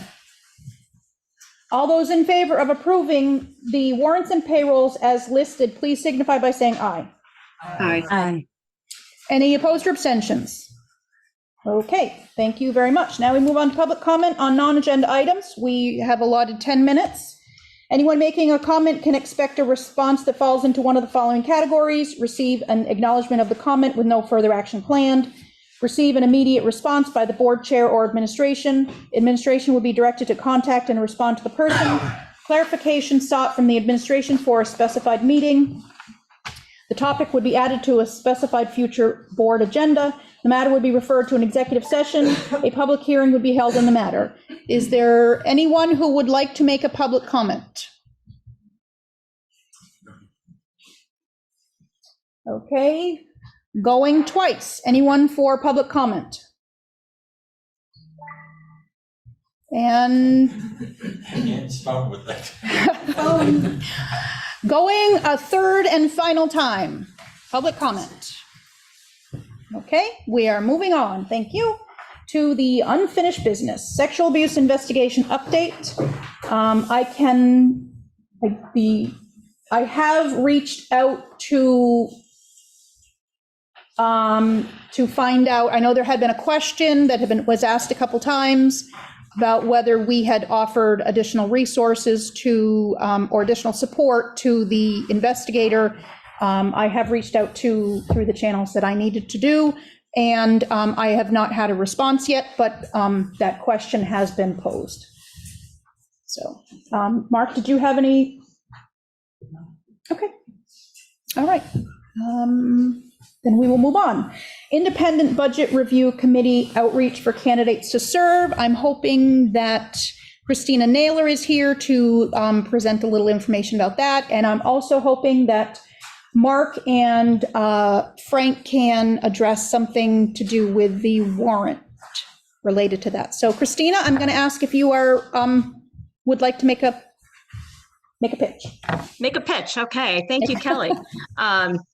So the IBRC is the Independent Budget Review Committee. There is a representative from each town. This was created as a warned and voted on article in the district, I believe in 2020, to have each town have a representative that would review the school district budget and seek to try to help explain the school budget and how it affected the various towns, as well as to it's actually an optional either to give a thumbs up or a thumbs down on the budget as warned, but as sort of an ancillary group that would represent the town, because all of our board members are representing all of our students. And it's a way to kind of make sure there's 4 people in the room that are saying, as the Dummerston representative, how are things going with the Dummerston budget? Of course, that's happening at all levels. How does it affect the Dummerston tax rate? And the Putney representative would bring the Putney tax rate concerns to the meeting. And we had a lot of discussions about the tax rate this year because of the CLA varying so greatly between the various towns. So that was a good chunk of our report this year, was trying to explain why in a unified district, the tax rate that shows up in your tax bill will be quite different in the towns and why that is. So, sorry, I gave you a little preview of that. Up until now, people have just been agreeing to join, and the article that was warned says that representatives will be nominated from the floor for each town and voted on at the annual meeting. But we have not had an annual meeting, so it's just been a volunteer position. We are probably going to lose 2 of the members. Ruby McAdoo has been serving from Putney this past year, and Jackie's also running, and her seat I don't believe is contested, and Jackie Reynolds is running for the board, so she may not be available, but all of us really should come supported from the district voters. And that would be my hope, is to have district voters, nominate the candidates. The IBRC spoke about this for a great amount of time, trying to figure out how people could come prepared to serve for the coming year. The service involves attending finance committee meetings during budgeting season, and then another probably 20 hours writing the report and having meetings with the budget committee, sort of working as a team to create a cohesive report that meets the needs of the voters in the 4 forming districts. So it is not a position that is elected, because it is not actually a legally created position. It's something we made up on the basis of what used to happen with the Brattleboro Town Finance Committee. And so we were patterned after that. So it's a position that can't be put on a ballot and elected. So it's our first time out trying to make this happen as a district from the floor. And I'm reaching out to the board and the communications council to try to do some outreach for people that might be interested in school budgeting, and people that would be willing to serve during the November, December, January, and early February timeframe, and maybe to do some outreach to select boards. There may be people on select boards that have a good understanding of budgeting that would want to take this on, or people on select boards may know somebody. So that's kind of what we're looking for, but something has to happen at the annual meeting, the long and short of it. Somehow there has to be a vote. It can surely fall under the warned other business of the district, but somebody will need to speak to that, and somehow a vote will need to occur from the floor. So I am tossing it back to the board, who is charged with making this happen, as to, I think the IBRC would be comfortable speaking to it, but we have to get some voting language, and we have to do some legwork to have candidates. If I've forgotten anything, if there's other IBRC members who can chime in.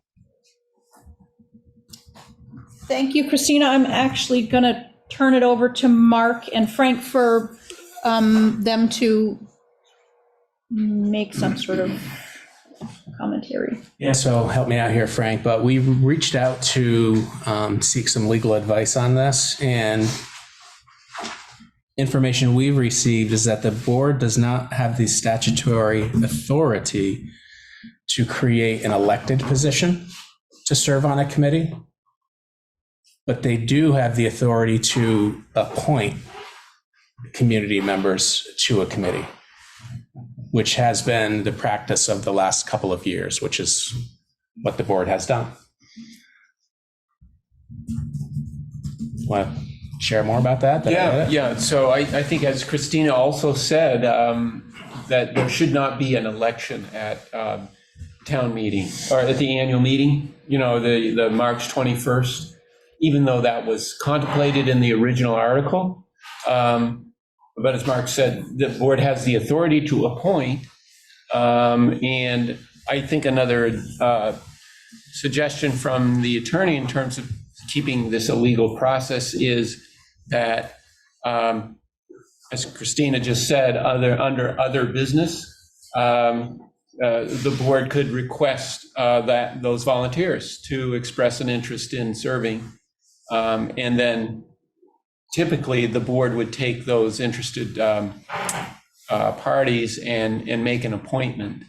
I would assume you would want to do that at your next board meeting, but it's, I suppose, possible to convene a board meeting after the annual meeting and do it right at that point as well. I would say that's certainly the board's choice, but what should not happen is an election.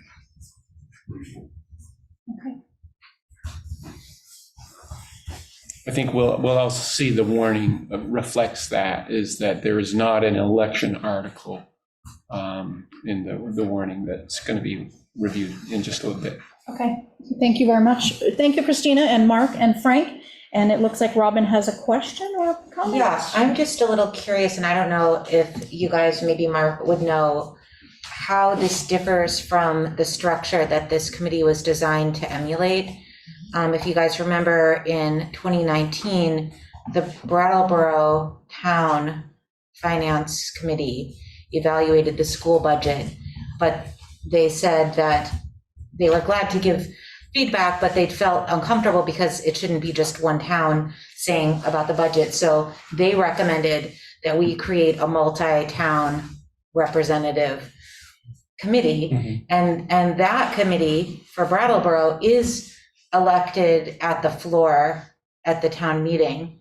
So I'm not gonna advocate for us to do that if people feel like that would not be a good idea or not legal, but I'm just wondering, why is it different? What's allowed? Go ahead. Yeah. Historical perspective here. I remember when my dad was town moderator, they actually didn't elect on the town meeting floor.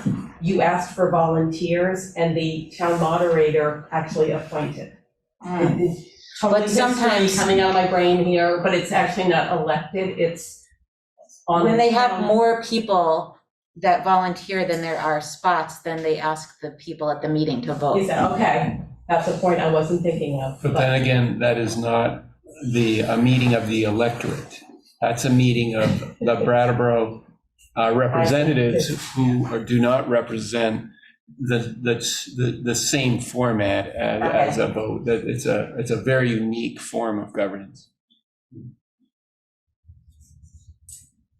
Does that provide adequate clarification? Yes.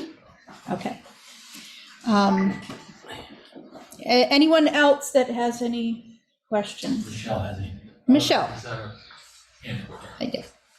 Yeah, so I'm a little bit confused because I know that I'm trying to remember what the exact language was. I couldn't pull it fast enough to look for in our old, I know it's probably on the old website. I recall that the board had been advised, actually we were advised not to have an independent budget review or to put that on our ballot because there were complications with sort of our process and our governing oversight versus then having this board, but the language was already on the ballot. And I think sort of what protected that was that it was being taken to the floor by select boards or by towns. And I think that the other piece to this that isn't quite being addressed is what Christina was speaking to, that we're having a hard time finding volunteers. It's not the most invigorating and exciting work for a lot of people who want to come in and study the school board budget. And I feel like this is going to become a bigger issue that we need to have our eye on because because we're very fortunate to have Christina, who happens to be a wealth of knowledge and has been stepping up for Dummerston to sort of chair this committee. and Maggie's been great in Guilford, but we've had now Ruby and Jackie, who at least one of them will definitely be a board member, and availability is ever changing. So I'm wondering if it didn't go on the ballot and it's not turning into what we thought it was, if we might need to explore a greater depth to make sure that I love the work of the Independent Budget Committee. I actually really value it so much as someone who sits on the finance committee. They do such great work, but I think that we need to really delve into this at a greater length and really understand what we're working with and what our I need clarity on what our responsibilities are, how this happened, how we got here, and what our options are. Maybe there's other options besides simply taking over appointing, because that doesn't feel very independent when the board is appointing people and handpicking them. So that would be my request, that our board and our team of leadership, for us in delving into this topic a bit more. Sure. Okay. So if there's nothing else on the Independent Budget Review Committee, Christina. Yeah, thanks, Michelle. I think that's a really good point, and thank you for your kind words about the committee. And it is invigorating and exciting work to the right kind of nerdy person. I believe that the ballot question said nominations would come from the floor, which makes it feel more independent. I believe that's how the ballot question was worded, to kind of stay in the clean zone of an election. So if we could think of some wording together before the annual meeting to go under that other business to encourage nominations to come from the floor, maybe from select board representatives from the various towns, that would be a really good group who represents the individual towns. It's a little trickier in Brattleboro, but I guess with Brattleboro Select Board, to come up with people that are, responsible and capable of carrying on this work, because you have to have some sort of financial understanding or be good with numbers. So that might be a way around the process. And I'm just putting that in there to spark the thinking. So thank you. Thanks, Christina. Thank you, Christina. Ricky. I'm sorry that I didn't raise my hand quick enough during the previous article, and I have a question about that. If now is still an appropriate time, or should I wait to another point in the meeting? What is the topic of your question? Well, in the previous article, because there was so much attention to it, people about determination of employees, that I think people had a hard time, including myself, had a hard time following all of the information. And so just one question we had is that, is there a policy about the length of paid leave for employees under investigation for misconduct? Is there a policy limiting that to be a 1 month, or not at all in the future, instead of expecting they're being paid from our taxes to be paid up to $70,000?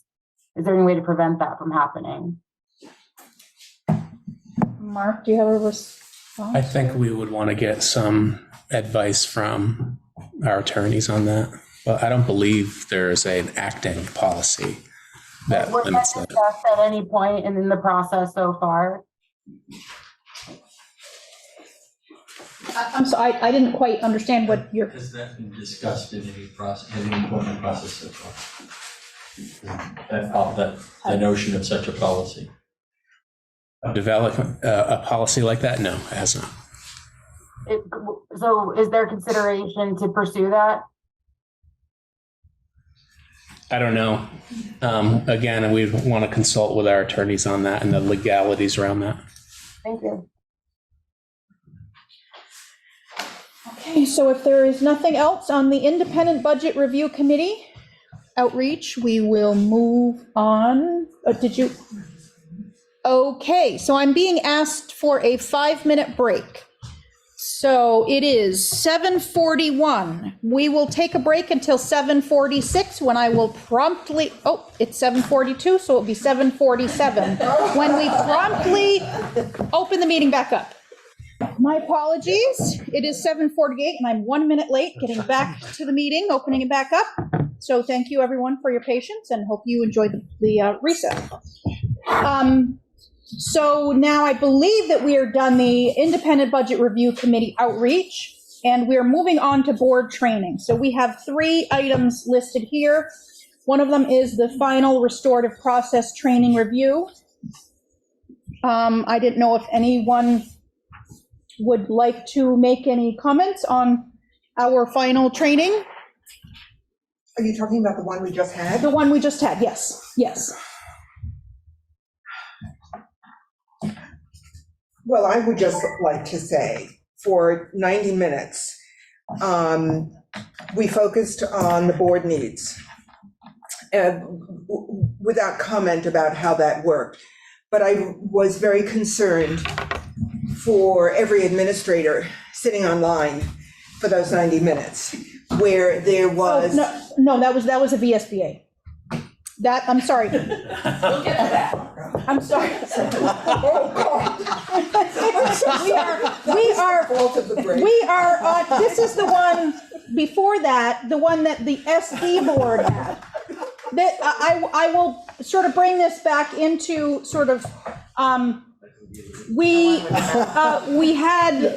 focused a lot on, since we're getting kind of towards the end of our term, we focused a lot on trying to prepare this board to hand it over to the next term, to the board that's going to be in place during the next term. And so we talked, that was essentially much of our focus. We did talk about some other things, but does anyone have any comments or anything to say about the final restorative process training that we did?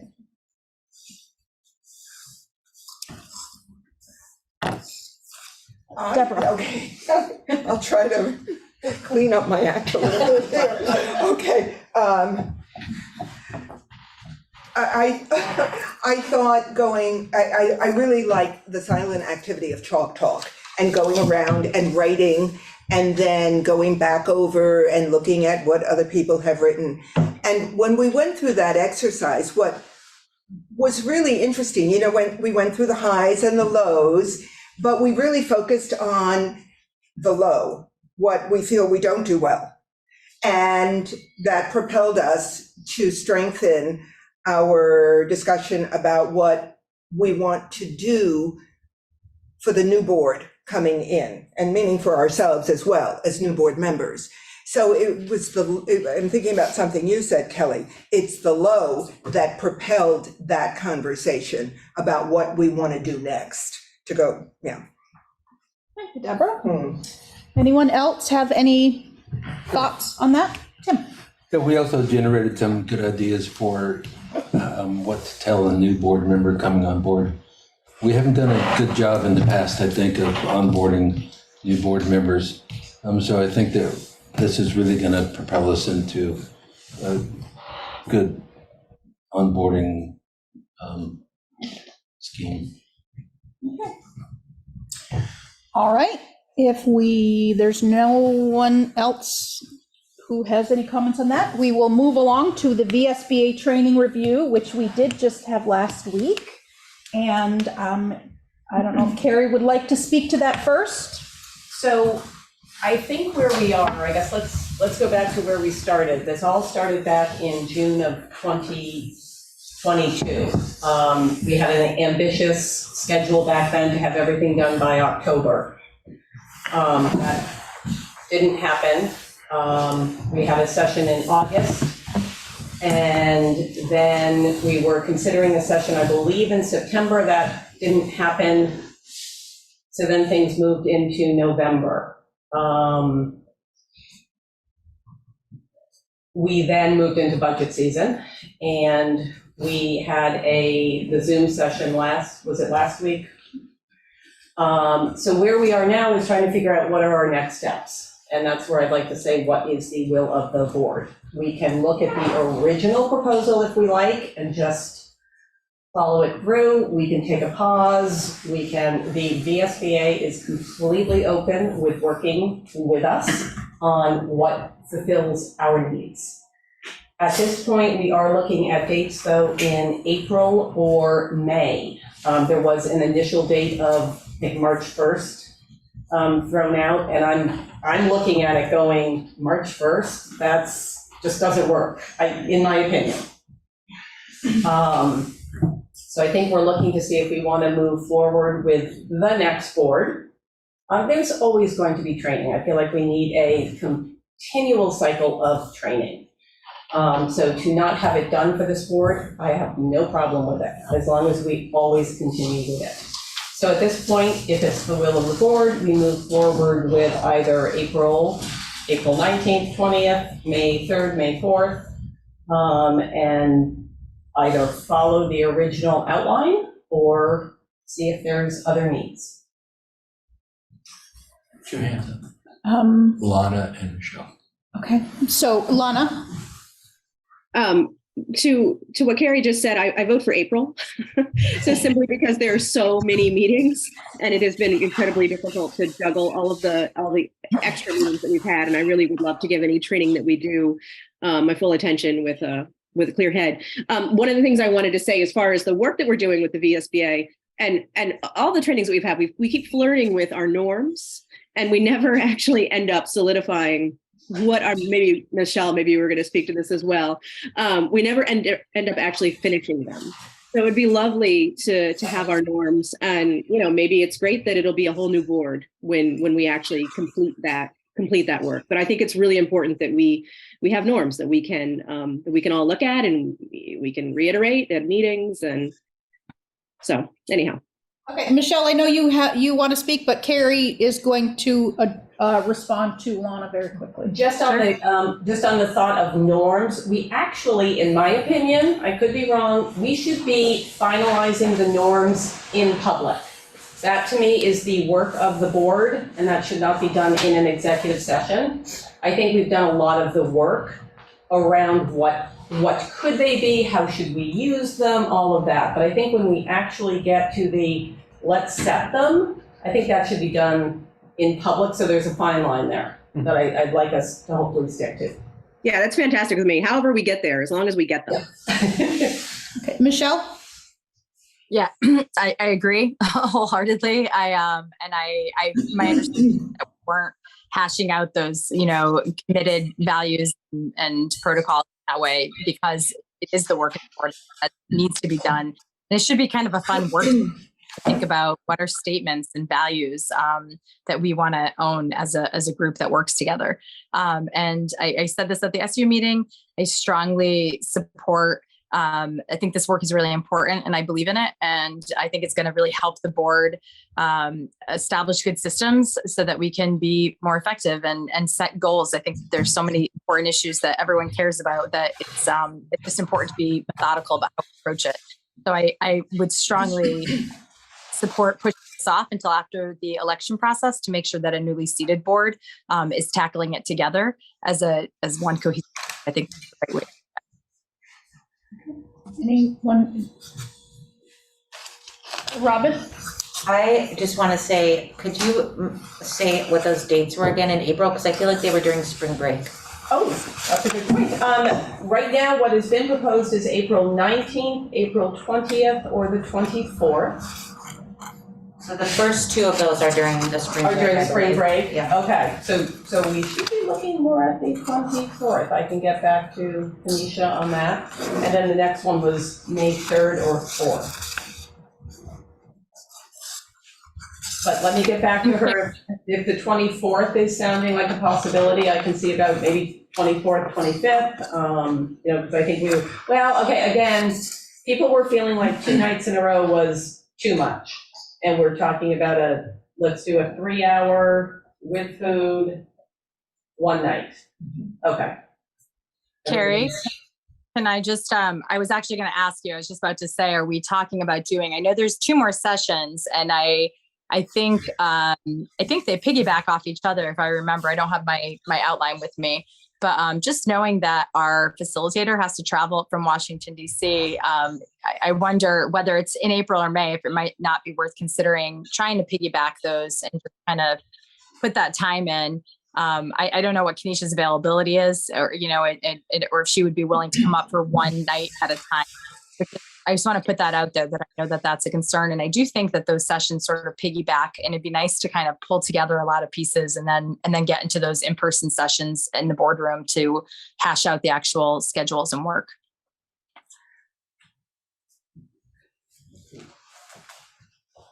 Deborah?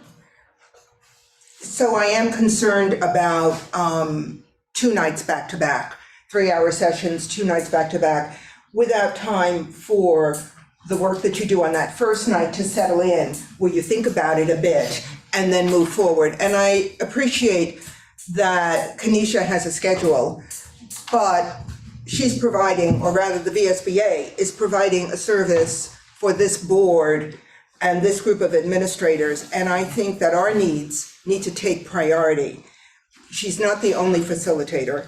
So you can mix it up a little bit. We can go with Kanisha, and then subsequently we can go with someone else. But back to back is just not really efficient in terms of learning.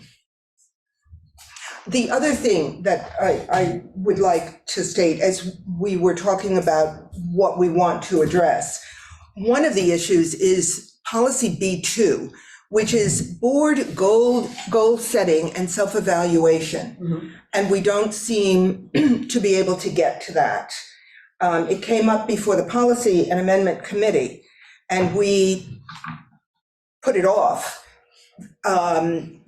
thinking that if we actually go through the steps this year and do it, mm-hmm.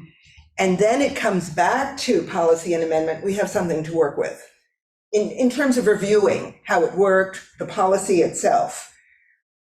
But so I'm going to put out a board goal setting and self-evaluation. So that's in part 3, which we would be hopefully getting to next. We pulled a couple items out of part 3 for our hour-and-a-half Zoom, but that is board self-assessment, select a tool and a time frame, discuss board performance, including success and growth opportunities. So I can star that as make sure it gets done on the next. Yeah.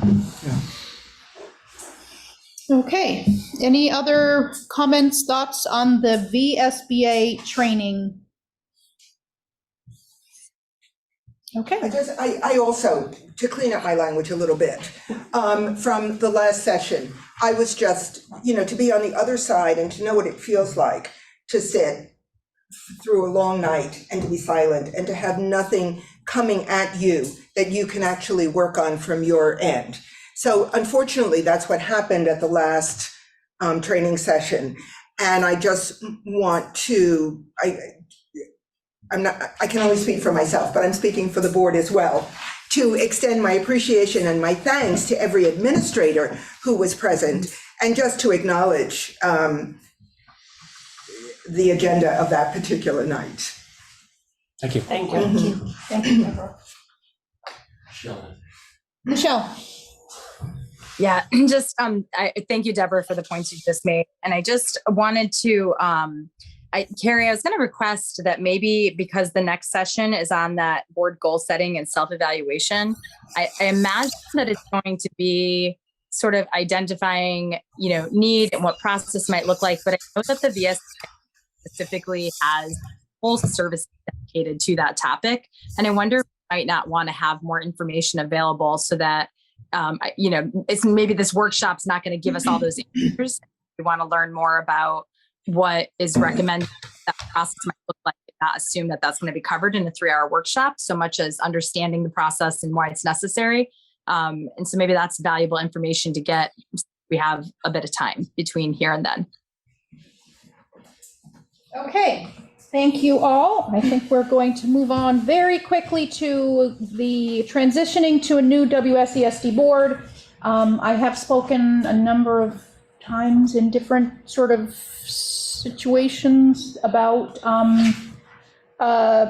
how we can, and this actually was the part of the subject, the last sort of process training. How can we transition this to, bring the new board in, whether it's some of us or new people, whatever the new board's going to look like. So I have asked the board members to, for their input on things that we can do to give a packet to a new board member, whoever, is coming in, to give them resources so that they can maybe help them to get, have an understanding of things coming into it, maybe knowing where to look for things, or just have a better understanding of things. So I know for me, when I was a new board member, a lot of these things were I don't work in education out in the real world, so some of these things were a little foreign to me. So I guess we would like to try to, maybe help new board members, because we would like to be able to better help the administration and the students in the community. And at any rate, so I have come up with a list of different things that I think should be included in there. That is being worked on. I have asked Mark if he would put a little thing, he would include a little introduction to himself, to his job, and maybe even some other people at the SU, a little blurb or something, just to try and make it hopefully a less intimidating position for people in the community who might be willing to serve as well. So anyway, if anyone has any thoughts or comments on that, I will, Carrie? If all board members should have gotten your VSBA weekly update today, and one of the save the dates is for a new 2023 school board onboarding new board members and reorganizing the board webinar on March 2nd from noon to 1. So check your email, and if that's anything board members are interested in, it might be good if a few of us watched or saw that, went to it. Okay. Glean something We from might it. be able to get some resources from that to include. And I know Carrie's actually working on something for the SU board. But does anybody have any comments, thoughts, whatnot, that they would like to share on that particular topic right now? Okay, so I welcome you all to sort of provide me with some input on that, please, please, please. And so now we're going to very quickly move to the admin report. I'll be very brief. We had a long presentation to start. February break next week, much needed for students, staff, administrators. Be a nice opportunity to unplug for a few days and recharge the batteries for spring, which is coming. And then lastly, this week, heading into February break, we will be advertising the principal position for BUHS for next school year. As we all know, we have 4 interim administrators currently serving BUHS, and this is an opportunity to go through a process and provide some real stability in how we're running the high school. So advertisement will go in probably tomorrow, Thursday or Friday before the weekend. And then coming back from the break, we'll go through a process very similarly to what we did last year with the Putney Central position. So I was looking at the paperwork from last year. This is the exact week last year we posted, which turns out to be John's position now at Putney Central. So that's it. Okay, that was very quick. So now we will move to the fiscal report. Do you have anything that you would like to share? I have a brief report. So we met with the Finance Committee before this meeting. Our main topic was review of the audit report. So I'll just give you a very quick overview of that. It was a recorded meeting, so if folks want a little more detail, that will be on the website. Also, I can make hard copies for folks if you'd like them, and they are also, this audit report is on the website as well. So a couple of quick highlights. We expect to see a unqualified opinion, and we did receive that from our auditors, indicating that financial statements do fairly represent the financial condition of the district, and it's in accordance with generally accepted accounting principles. I did spend quite a bit of time in the Finance Committee complimenting our business office staff, and they're just really remarkable job that gets us to this sort of a gold standard in public accountability for managing funds, complying with federal audit requirements, essentially having good internal controls and following our own rules. So I just really hope the board has the opportunity to say hi to the folks at the central office when you do have your meetings. They're really remarkable group, and couldn't do this without it. So in the audit report, it's a 100-page report. The first 4 pages are the audit opinion and the scope of services. So I think if you're going to read anything, you might want to read the first 4 pages, and that is a narrative. A couple of highlights in our general fund. In the budget proposal, we have made an assumption around use of fund balance. I'm pleased to report that the auditors made no adjusting entries to the 5.1 million in fund balance that we ended the year June 22 for what we call fiscal year 22. So general fund 5.169 million in fund balance, and the capital 3.8 million. So we're in very solid, favorable financial position. And as you know, we've scheduled 900,000 of that fund balance to go against the tax appropriation to lower taxes in the proposed budget. I mentioned there's a lot of narrative reports on the notes to the various statements. So again, if you're interested in really trying to understand the format, the procedures to collect information, record it, report it, the various rules that we're required to follow, and in capturing financial information, presenting it to various stakeholders, whether it's the U.S. Department of Ed, the Agency of Ed, the IRS, the Treasurer's Department. We just have a tremendous amount of interested parties in what we do with, financially with our public school resources. So those notes help explain the scope of work of the audit and so much of the way we organize information. I'll also just mention that there's a good deal of disclosure around the teacher's pension plan. It's been in the news a lot, and I'm pleased to see that the legislature and the state treasurer's office have really done some good things to address the what was looking like an insolvent plan. So that's improved drastically. You can read the notes on that in the audit report. Couple of other things. We have a substantial endowment fund for our scholarship programs. The criteria for those awards are well articulated, and you'll see the resources reported. It's over a $5 million endowment. We have professional fund managers that keep us up to date on performance.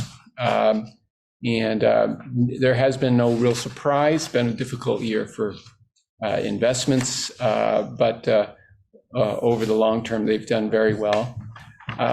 Maybe one final comment. Toward the back of the report, there's a reference to the 7.8 million in funds that these would be federal funds, specifically received and then administered through the Windham Southeast School District, and then a statement of compliance. Again, a requirement. If you receive about over $1 million, the federal government requires a separate single audit.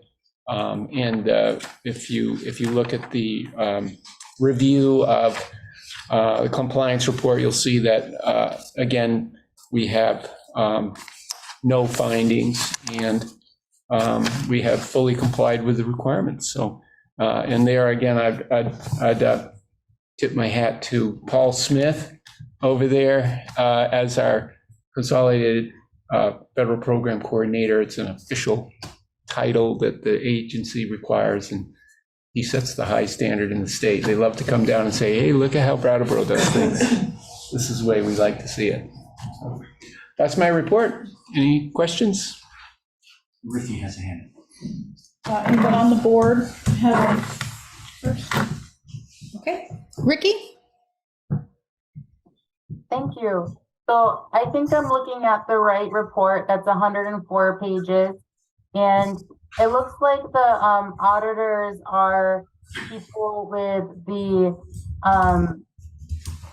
a company out of Buxton, Maine called RHR Accounting. And constituents have told me that they think that they can trust and prefer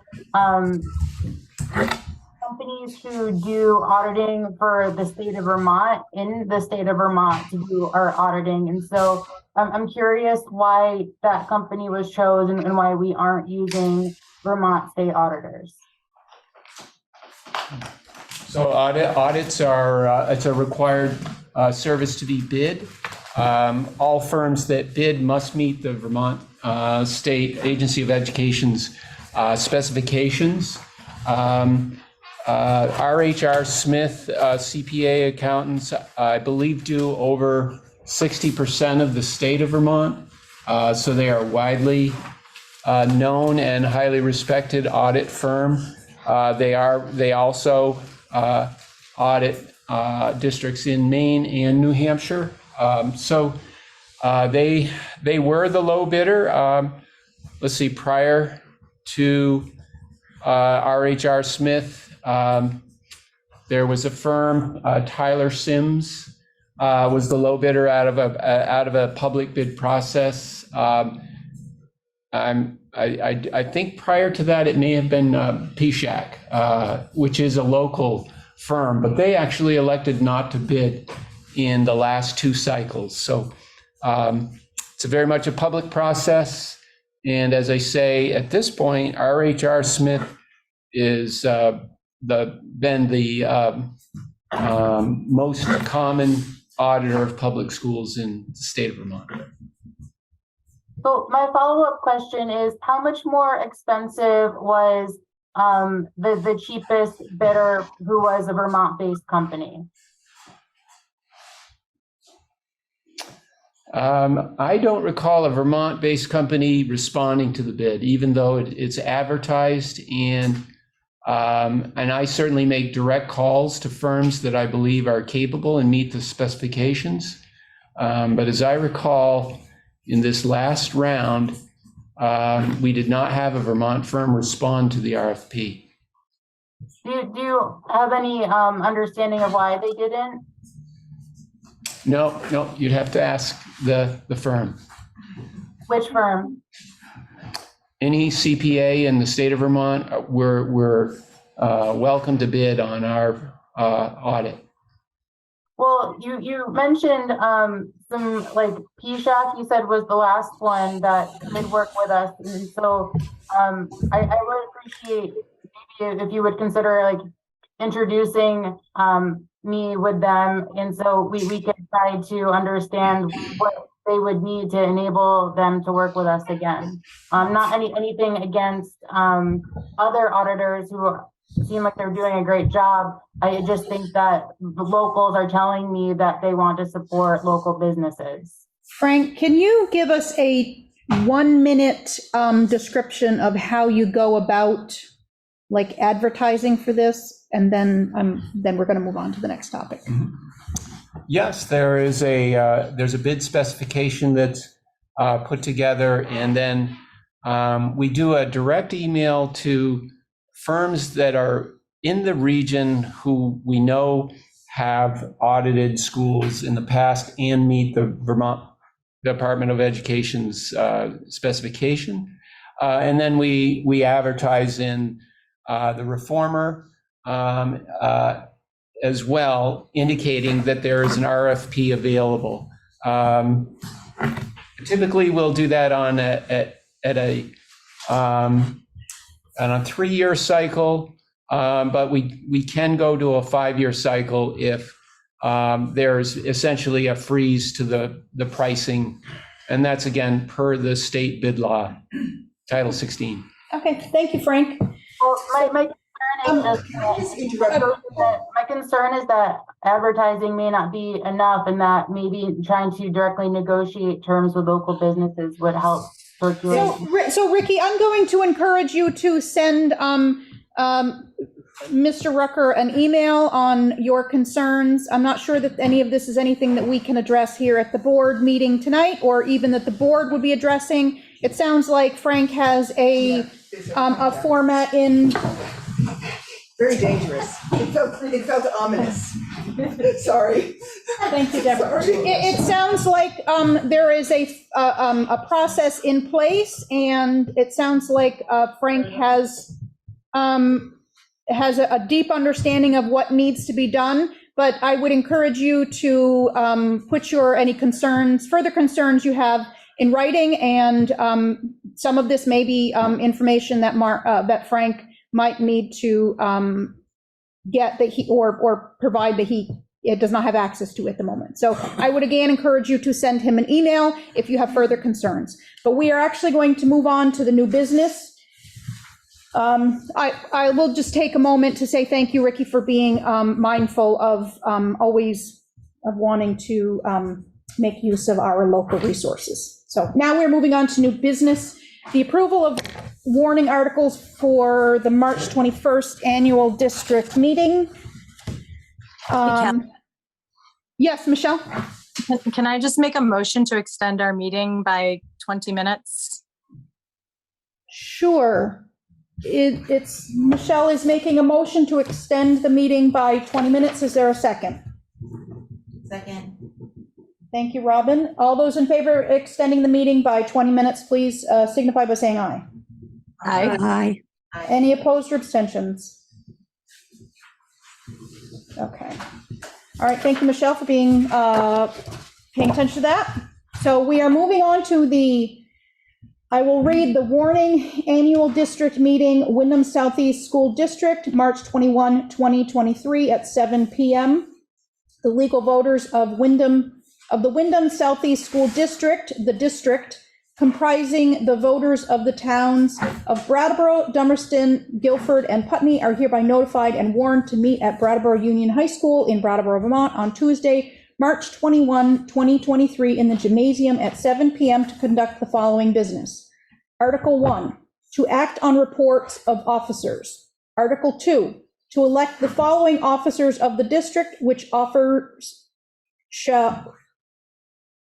Okay, so there is a typo. Okay, so which officers shall assume office upon election and serve for a term of 1 year.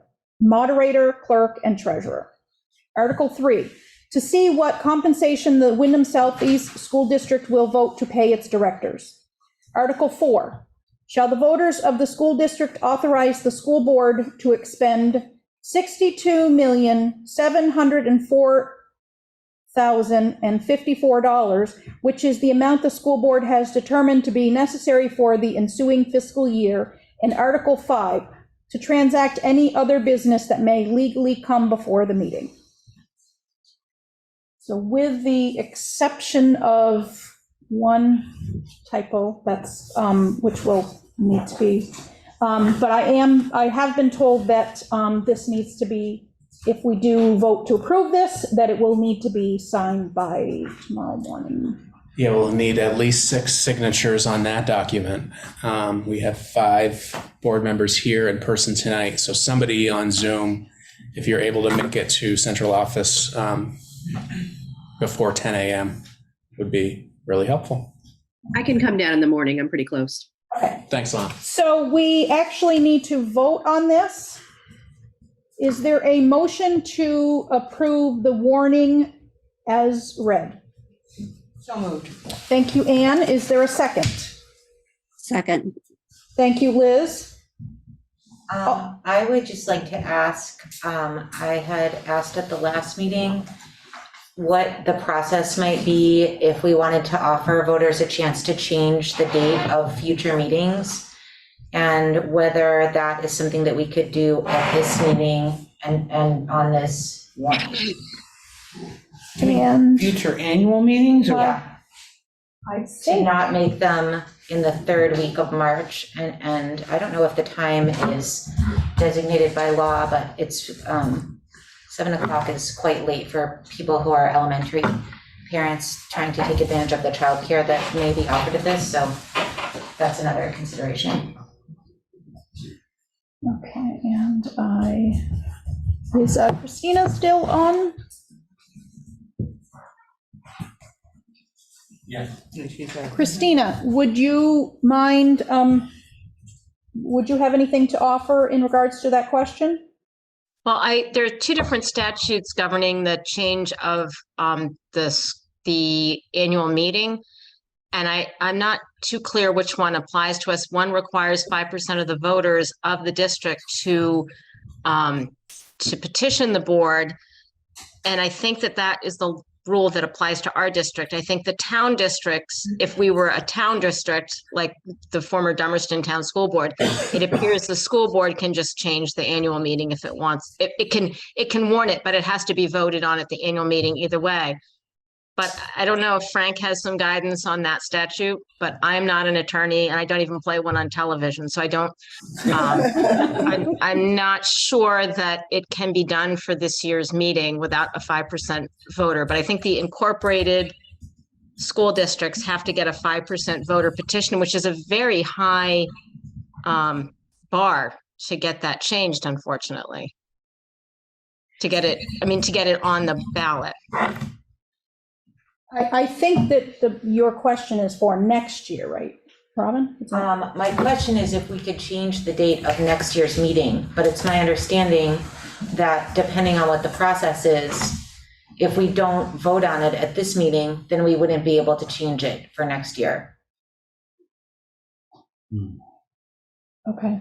I think Christina's recollection is correct, but I'm in the same camp. I haven't read the Articles of Agreement in a little while. You know, they were formed in 2019. But I believe because that meeting was set as a result of the transition board and their deliberation on what's the best date, there was a long deliberation about that date, March 21st, or the third Tuesday.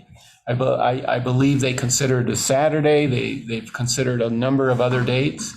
They considered near town meeting, and they ended up, after a lot of deliberation, with that third Tuesday.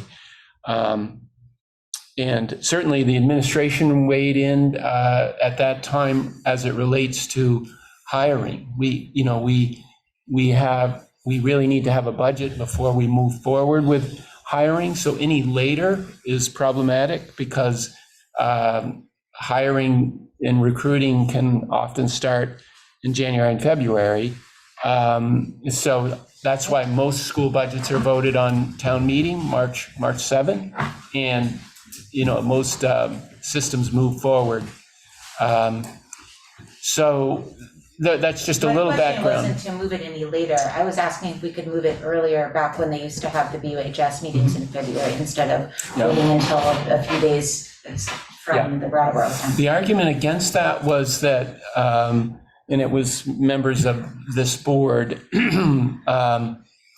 was that so many of the legislative implications around school funding aren't really refined until March, and some, obviously they're not actually permanently set until the legislature adjourns. But one of the arguments was generally after town meeting, the legislature knows what the voters have passed. That informs them of how much money they have to appropriate for the education fund. And then they can be more definitive about it's the yield numbers, the main statistic that they set that affects everybody's tax rate. So that was the problem with going in February, is that it's still so preliminary. A lot of times there's bills like there is this year about adding pre-K, public pre-K, that have major implications So just a little bit more background on why third week in March was chosen, but it was not a random event. It was a long deliberation. I didn't think that it was random. I just know that that board was made up by a large majority of people that were not Brattleboro residents. And so I don't know if that concern was fully taken up.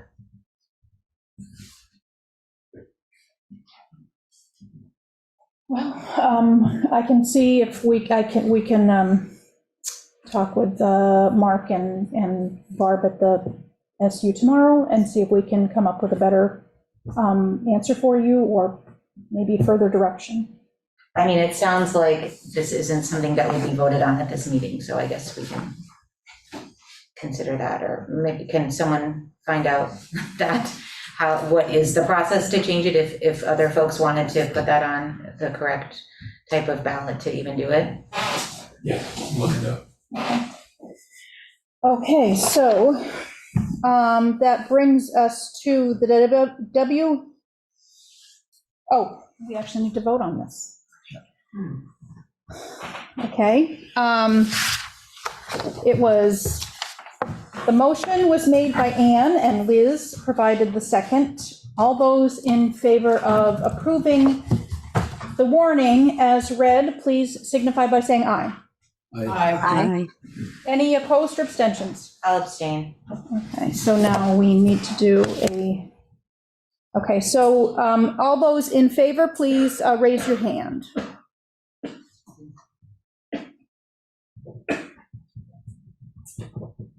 I'm seeing Liz, Michelle, Lana online. Is Emily still there? And is Emily on? I'm not seeing her name. Nope, she's nothing. Okay, and one abstention? Okay.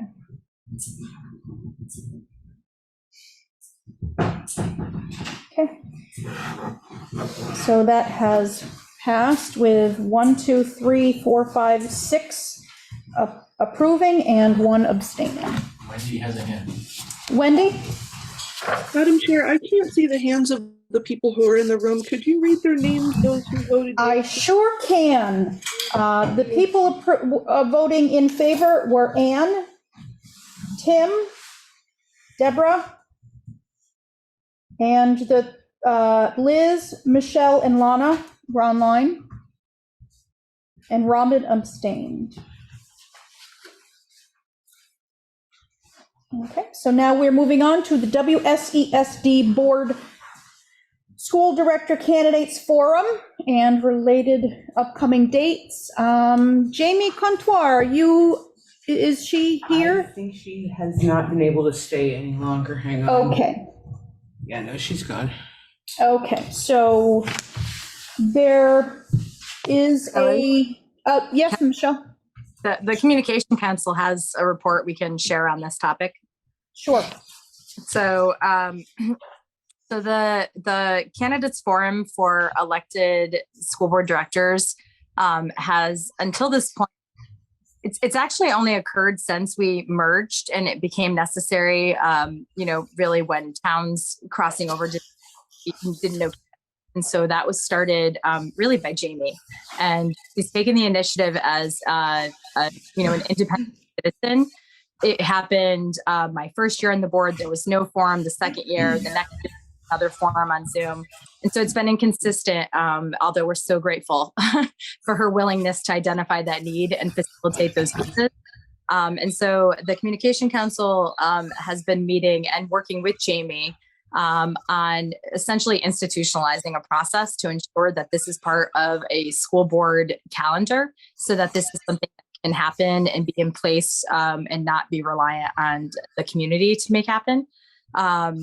We have been in consultation, like I said, with Jamie, with the Vermont School Board Association. We've consulted with Mark. We will have a proposal. We have a pretty well-defined proposal, although I wasn't prepared to share that tonight, because we wanted to make sure we had all our I's dotted and T's crossed. But the goal was to ensure that this has to be a really neutral process where the board's not involved, which means which means tasking responsibilities out to different areas of the community. And we still, and I already wonder what Ruby's going to say because she's got her hand up. But I just wanted you guys to know that the forum is currently scheduled for February 27th. We are still, there'll be one more communication council meeting this Friday. We're still sort of hashing out some of the feedback. Ideally, it was recommended that we find like an outside community agency that would want to take on this facilitating, but we have broken it down into, media fair questions, find moderators and get the dates so that it's essentially hands off by the board, because that wouldn't really be appropriate for them to be facilitating it. I'm trying to think what else I might need to share. Ruby, why don't you go ahead if you have something you're thinking about sharing already? And hi, I'm Ruby Mack. So I actually wanted to I was going to speak to the forum that's scheduled for this year. I think you've, represented well that we have a process that, like, for future years, we have to figure this out. And I think that, hopefully in the coming month or so, maybe right after the annual meeting, there would be a plan. And the Communication Council is kind of where this all started from. But some good work, Michelle's spoken with central office and, thinking about a proposal for how to move forward. But I was actually going to speak to Jamie, did send Ann and I, she just reached out by text to give information about the upcoming candidate forum and where we are in that process. So that's what I wanted to speak to, if we're ready for that. Are we ready? Okay. So Jamie did report that we are going to be having a candidate forum on February 27th, from 6:30 to 8, and that will be a Zoom. That will be on the Zoom platform. We have secured Cindy Jerome, who's the Dummerston town moderator, to moderate the forum. She was the moderator last year as well, and is very capable. We currently, the work that Jamie has done and has historically done involved securing the moderator, making sure that both of the newspapers, the Commons and the Reformer were helping to formulate. I'm sorry, Ruby. The mics are so loud in the room that it's drowning out what Ruby is saying. Oh, you want other people to mute? No, I was hoping that, like, I don't know probably you guys can't mute, but I'm having a hard time hearing you, Ruby. I apologize. Oh, I'm so sorry.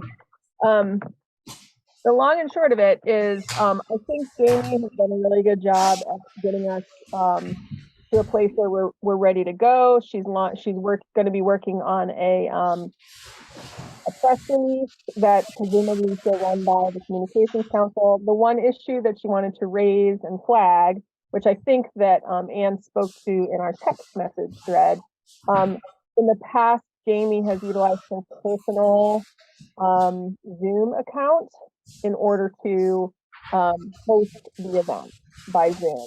And she doesn't have, that would limit it to 100 participants. So the real, I think, request is, can the WSESD allow the use of their Zoom account in order to facilitate having a larger capacity? Yeah. So, and I feel like that's where we have been coordinating. We were examining an in-person option. And that's again where the VSBA and speaking with Mark and stuff came in to just, be mindful of what's ethical and appropriate. And the VSBA was strongly encouraged that the board can certainly,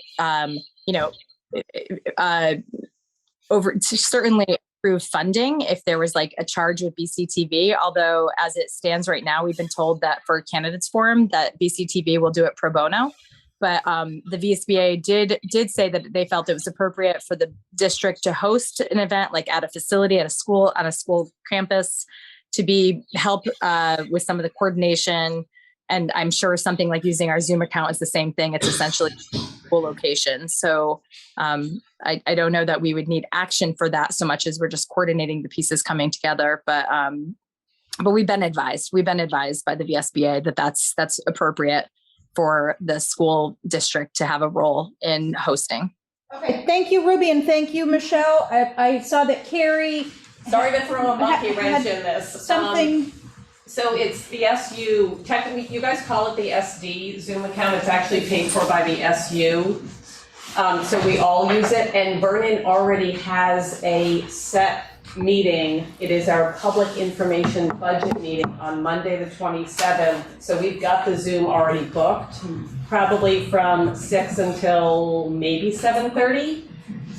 So and I don't think we can have two meetings running at the same time. So I just want to throw that out there that Vernon already has a meeting booked in Zoom. I think we can figure this out outside of the meeting. Okay. Yeah. So I guess we're going to hand that topic over to Mark, and he and his very capable SU administration can figure that out and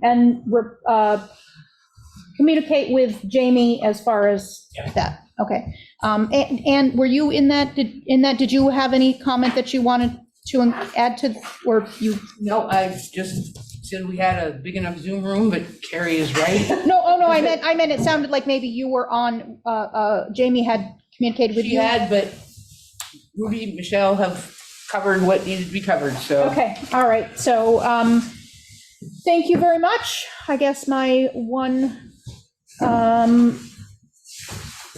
I think we just need to make sure that we are very clear about who is organizing and running, and we do not want to be interviewing or whatnot the candidates, and we want to be very clear about boundaries and transparency. So thank you for all the candidates participating, and thank you for everyone involved in organizing. Thank you, Jamie, and BCTV and etc.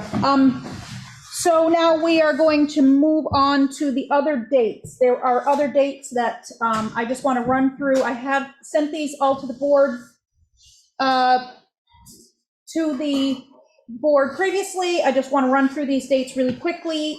So next week, in 2 weeks, we will have a regular board meeting. That's the 28th. Then on March 7th, school board director elections. That's also town meeting day. New directors start their term the day after the annual district meeting. Current director terms continue until the annual district meeting, per Article 11 of the Articles of Agreement. Then March 14th, we have a regular board meeting and a public information meeting on the proposed fiscal year 24 budget as required by statute. And that must take place not more than 10 days prior to the annual district meeting. So then the March 21st is the annual district meeting. The current board participates. New director terms start after the meeting.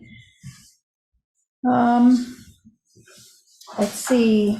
Any action taken at the annual district meeting is made by all registered voters that are present. All 4 town clerks are present to check the voters in. And so then after that is when the new board directors are seated. Is there any question, comment, anything in regards to those dates, or are there? I know we have a question about the that Robin has that has not been answered, but other than that, are there any other questions that need to be put out there in regards to those dates, upcoming dates? Are we having another meeting this week, an executive session meeting? No. Okay. No. You're not. Okay. So if not, then we will move on to almost the last thing, the Policy and Amendment Committee. Policies to be presented to the SD board. So I just want to stay with new business for a minute. Sure. And I just want to give a shout out to Keith Lyman before he walks out of the room to say that he hosted me yesterday. I was there for about 2/3 of the day at BAMS, and it was really wonderful to see high-level skilled teaching with appropriate content. The little that I was able to see, and I was able to visit classrooms, but I was also able to sit in on smaller group meetings that I'm also going to call a classroom. Just walking into a space and everyone still being so focused on what they were doing and not on, two other people walking in. So it was child-centered, student-centered space. So thank you very much for taking so much of your time with me yesterday. Thank you. I want to give a shout out to Julianne Egan, who's not here anymore, to just congratulate the middle school basketball team. And I feel like I'm going through this list. There's Fiddler on the Roof at the high school this weekend. So trying to just speak to everybody I know There's about a great this. article in the Vermont Digger today also Right. about the work with community rabbis around education. That's great. Sorry, I'm not laughing. I'm not laughing. And I want to give a shout out to Vernon Elementary School tornadoes. Oh my God, what a first experience for me and for Lana and for Lana's son to be there. 48 students from second grade through sixth grade in their designated spots on that gym floor. The place was packed. The parking lot, there was no parking available. It was sensational. The aerobics, it was just an amazing evening Friday night. So thank you. I sort of come with all of this tonight. There will be a social justice committee meeting on this Friday in the central office from 1 to 3. And the Social Justice Committee, other organizations seem to be using that language, but that's the language that's on the WSESD website. It is a committee, and it has not met for a full year. So there will be a meeting. It will be Zoom accessible. I've tried to send out the word, but not overreach, because let's see what happens with the group who show up on Friday and where they want to go with this meeting. Who is on that committee? I don't know. I have no idea. It is non-existent. It has not met since February of 2022. So was anyone ever appointed onto it from the board? It is a board committee. But I And mean, yes, when when the you board reorganized, did people No. I can join look it? and see, there were people who chose to, who sort of. But that was last March. Right. And so nothing has happened since then. So I'm just taking the initiative to set an appointment and let's see what happens with it. I have no idea, and it will be up to the individuals who attend to see where we go with it for this particular meeting, and we'll see where it goes. The Policy and Amendment Committee meeting is scheduled for Monday, February 27, which is a week off from our normal schedule because of President's Week break. So that will be on the 27th at 2:30. And again, that all of this is warned, so it's on the website. And one more thing, sorry, on my list. I would like to propose for the next agenda or soon after that the board, SD and SU, as a governing body, attend BUHS graduation. BUH graduation is the culmination of every student's experience in this district. And I was at the graduation last June. I know that the teachers come on and are sitting front and center. And in my world, the board should also be there. That has been my experience in the past. And so I would like that to be an agenda item, potentially motionable at the next meeting. And now onto policy. I will speak to that. Yes. The 1 year that I was on the Guilford School Board, the whole school board was there when the 8th grade graduated. Right. And, I think that's an easy one to figure out. So now I'm ready to go on to what's on the agenda for me, and those are the two policies. Kelly, could I pause for a second because my hand's been up. I have that relates back to the annual meeting date. Can I? Sure. Yeah. So in the past, at the one annual meeting we've had, there was childcare, and I just want to make sure that there's nothing. If Mark and central office are taking care of childcare, great. But if for some reason this board needs to direct that, I think it's critically important that we have some capacity for childcare and that it's promoted properly. I can tell you that my kids were some of the only ones at the childcare at that annual meeting. And what that means is that there were many, many parents who were not participating. So I guess I just want to raise that, and I don't want the moment to go by without some level of planning if necessary. Thank you, Ruby. And I believe that Mark gave the thumbs up that he's either on it or it's being taken care of or in some way it's being addressed. It's pretty much taken care of, just a couple little final decisions. But yes, we have some volunteers who have signed up to provide that. I can give a little bit more detail because Mo reached out to me this morning and I had a long conversation with her on the phone about planning this, since I was the one that sort of forced Brattleboro to offer childcare at their town representative meetings, and which included the school district at that time. And so I believe that there are people who have volunteered to be paid to give the childcare. They're not just doing it as volunteers. Right. And that Mo was figuring out exactly like where was the location going to be and what were the exact hours of the childcare. And I said, I guess, that I didn't think many people would leave their kids in childcare. People whose kids are the age to need childcare are probably not going to want to have them out past 9 o'clock on a school night, was my guess at when that might need to end. But if anybody else has input on that, I guess you can get in touch with Mark or Mo.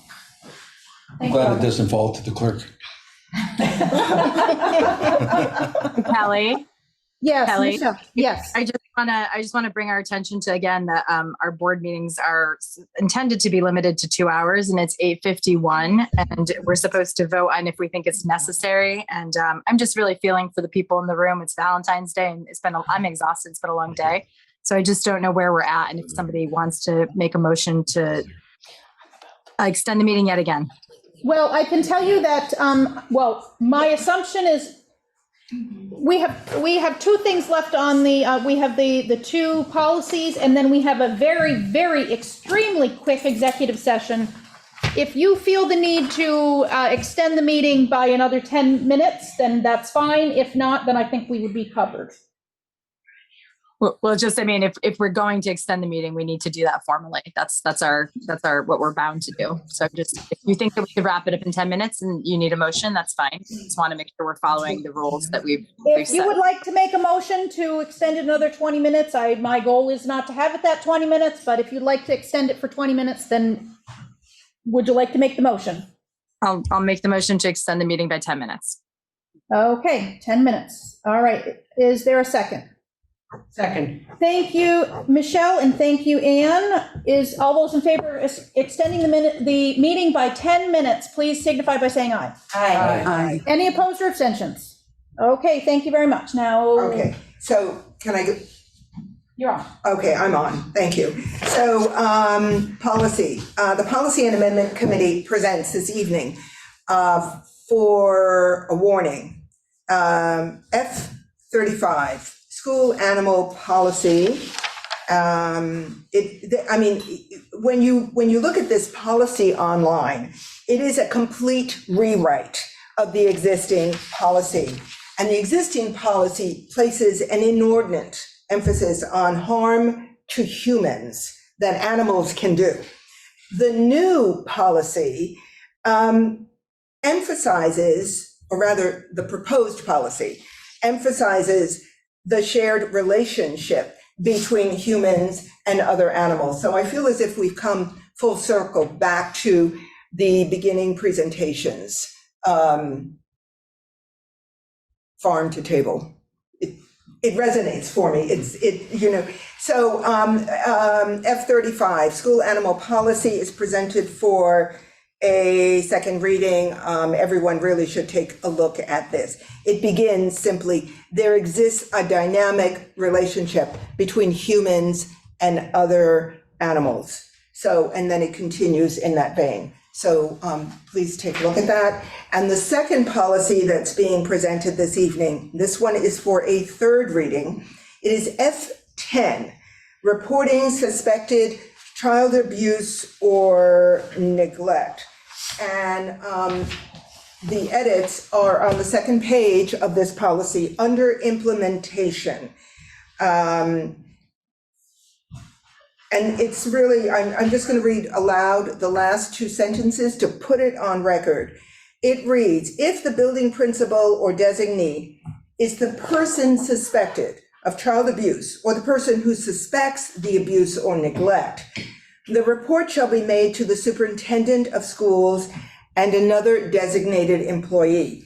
If the superintendent is the person suspected of child abuse or neglect, the report shall be made to DCF and the chairpersons of the WSESD and WSESU boards.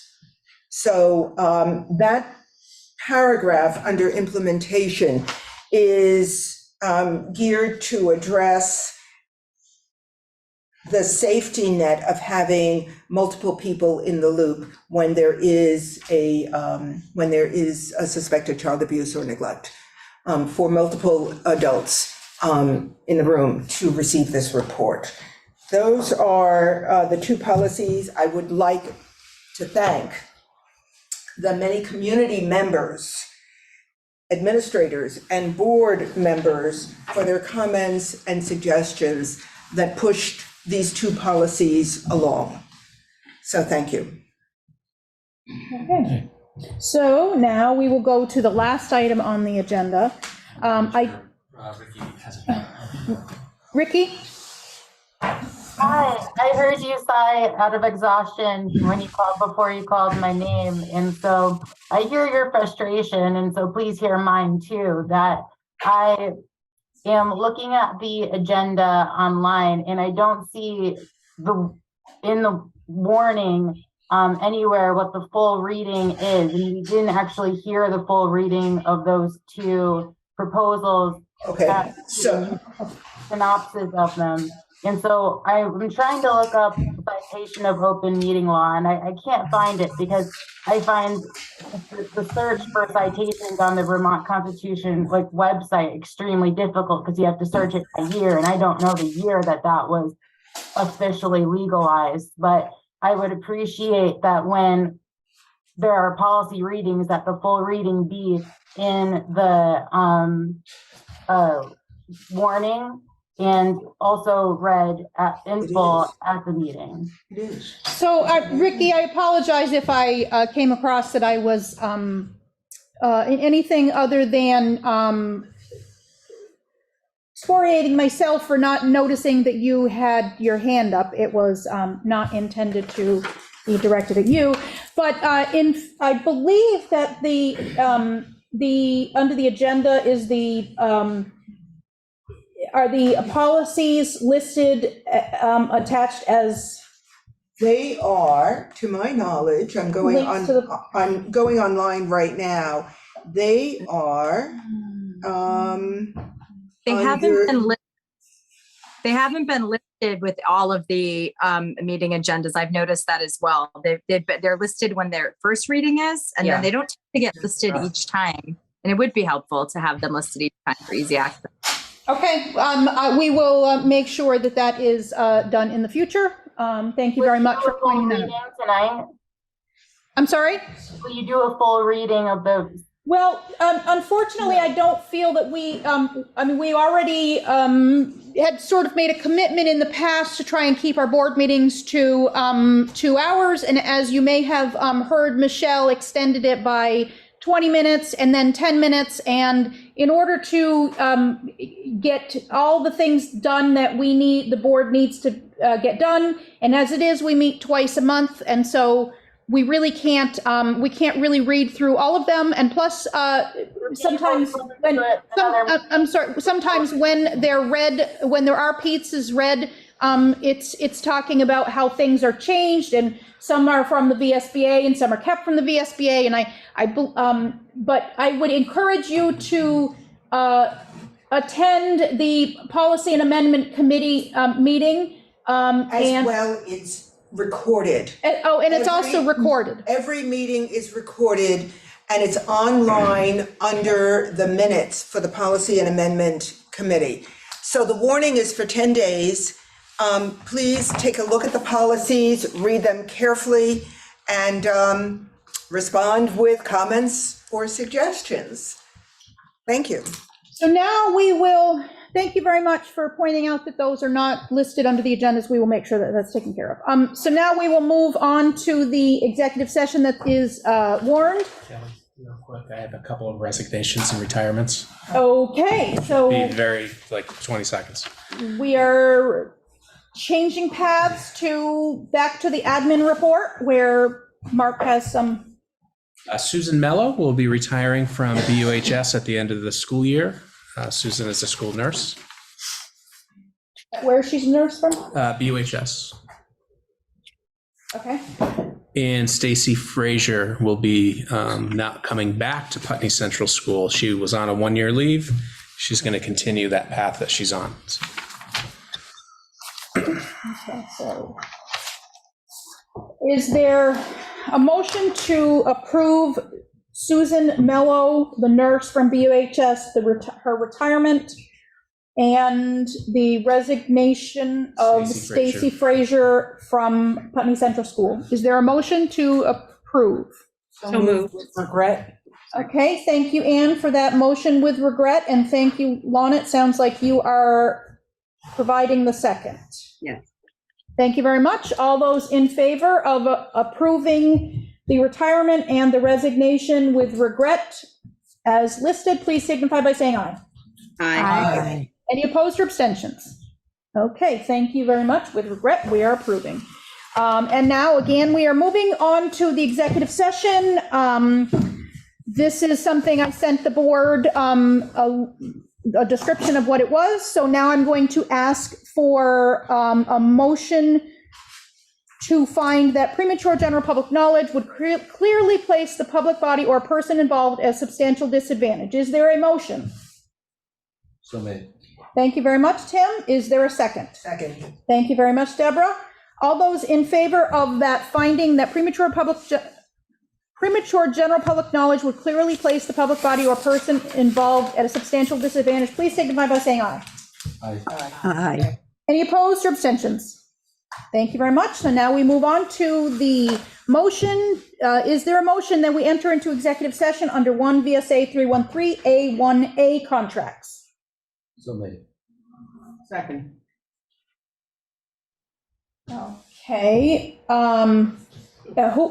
Who provided the motion? I did. Tim and Ann. Okay, Ricky, I'm being told that your hand is up. Is it in regards to our going into executive session? Yeah, before going into executive session, I looked at the previous warning of the first reading of the animal policy, and it was also not written out, and the time spent doing a full reading of the policy could have just been spent actually reading the policy. Again, Kelly, could I just make a comment? Sure. Ricky, I actually just emailed you where you can find both of those policies on the website if you want to read the full version of it. You're right that they are a little bit hard to find. It's not organized as well as it could be, but they are available online, and I just sent you an email about that. And I believe that Paul Smith just heard that interaction, so maybe he will look at where they're listed and see if there's any improvements he can make with that information. The link that Robin sent me doesn't link to any reading. I just opened it. It just goes to all of the agendas. Yeah, so on the page with the agendas, if you scroll down, you'll find links for each of these policies. It's not there. Oh, for fuck's sake. We'll make sure it's on the website. Okay, Paul has indicated he will make sure that it is on the website, and perhaps if you look tomorrow afternoon sometime, then you or you can certainly reach out by email to any of the board members or a member of the administration, and we will see if we can help direct you to that. Sure, Ricky, if you can't find it, just email psmith@wsesdbt.org. Okay, now we are moving back to the vote on actually going into executive session. It was moved and it was seconded. All those in favor of going into executive session and inviting in Mark and Frank. Aye. Aye. Aye. Any opposed or abstentions? Thank you very much. We are in executive session at 9:04, and I am hopeful that this is going to take 3 minutes. Well, can we sign this with the typo? Yeah, all initial. Okay, so, and then we need to make sure that whoever can be down there by 10 o'clock tomorrow puts down. Anyway, and then I think we are ready to, Ann? Madam Chair, there being no further business before this board, I move. Wait, don't. Oh, sorry. We don't have to vote? Oh, no, we don't have to vote on that. Sorry, very confused. Didn't mean to interrupt. Nope. Okay, I need to sign. No, we're, Ann? Me too. Sorry, can you do that again? Sure. Madam Chair, there being no further business before this board, I move that we adjourn. Second. Okay, so Ann and Robin, thank you. All those in favor of adjourning, please signify by saying aye. Aye. Aye. Any opposed or abstentions? Okay, we are adjourned at 9:12.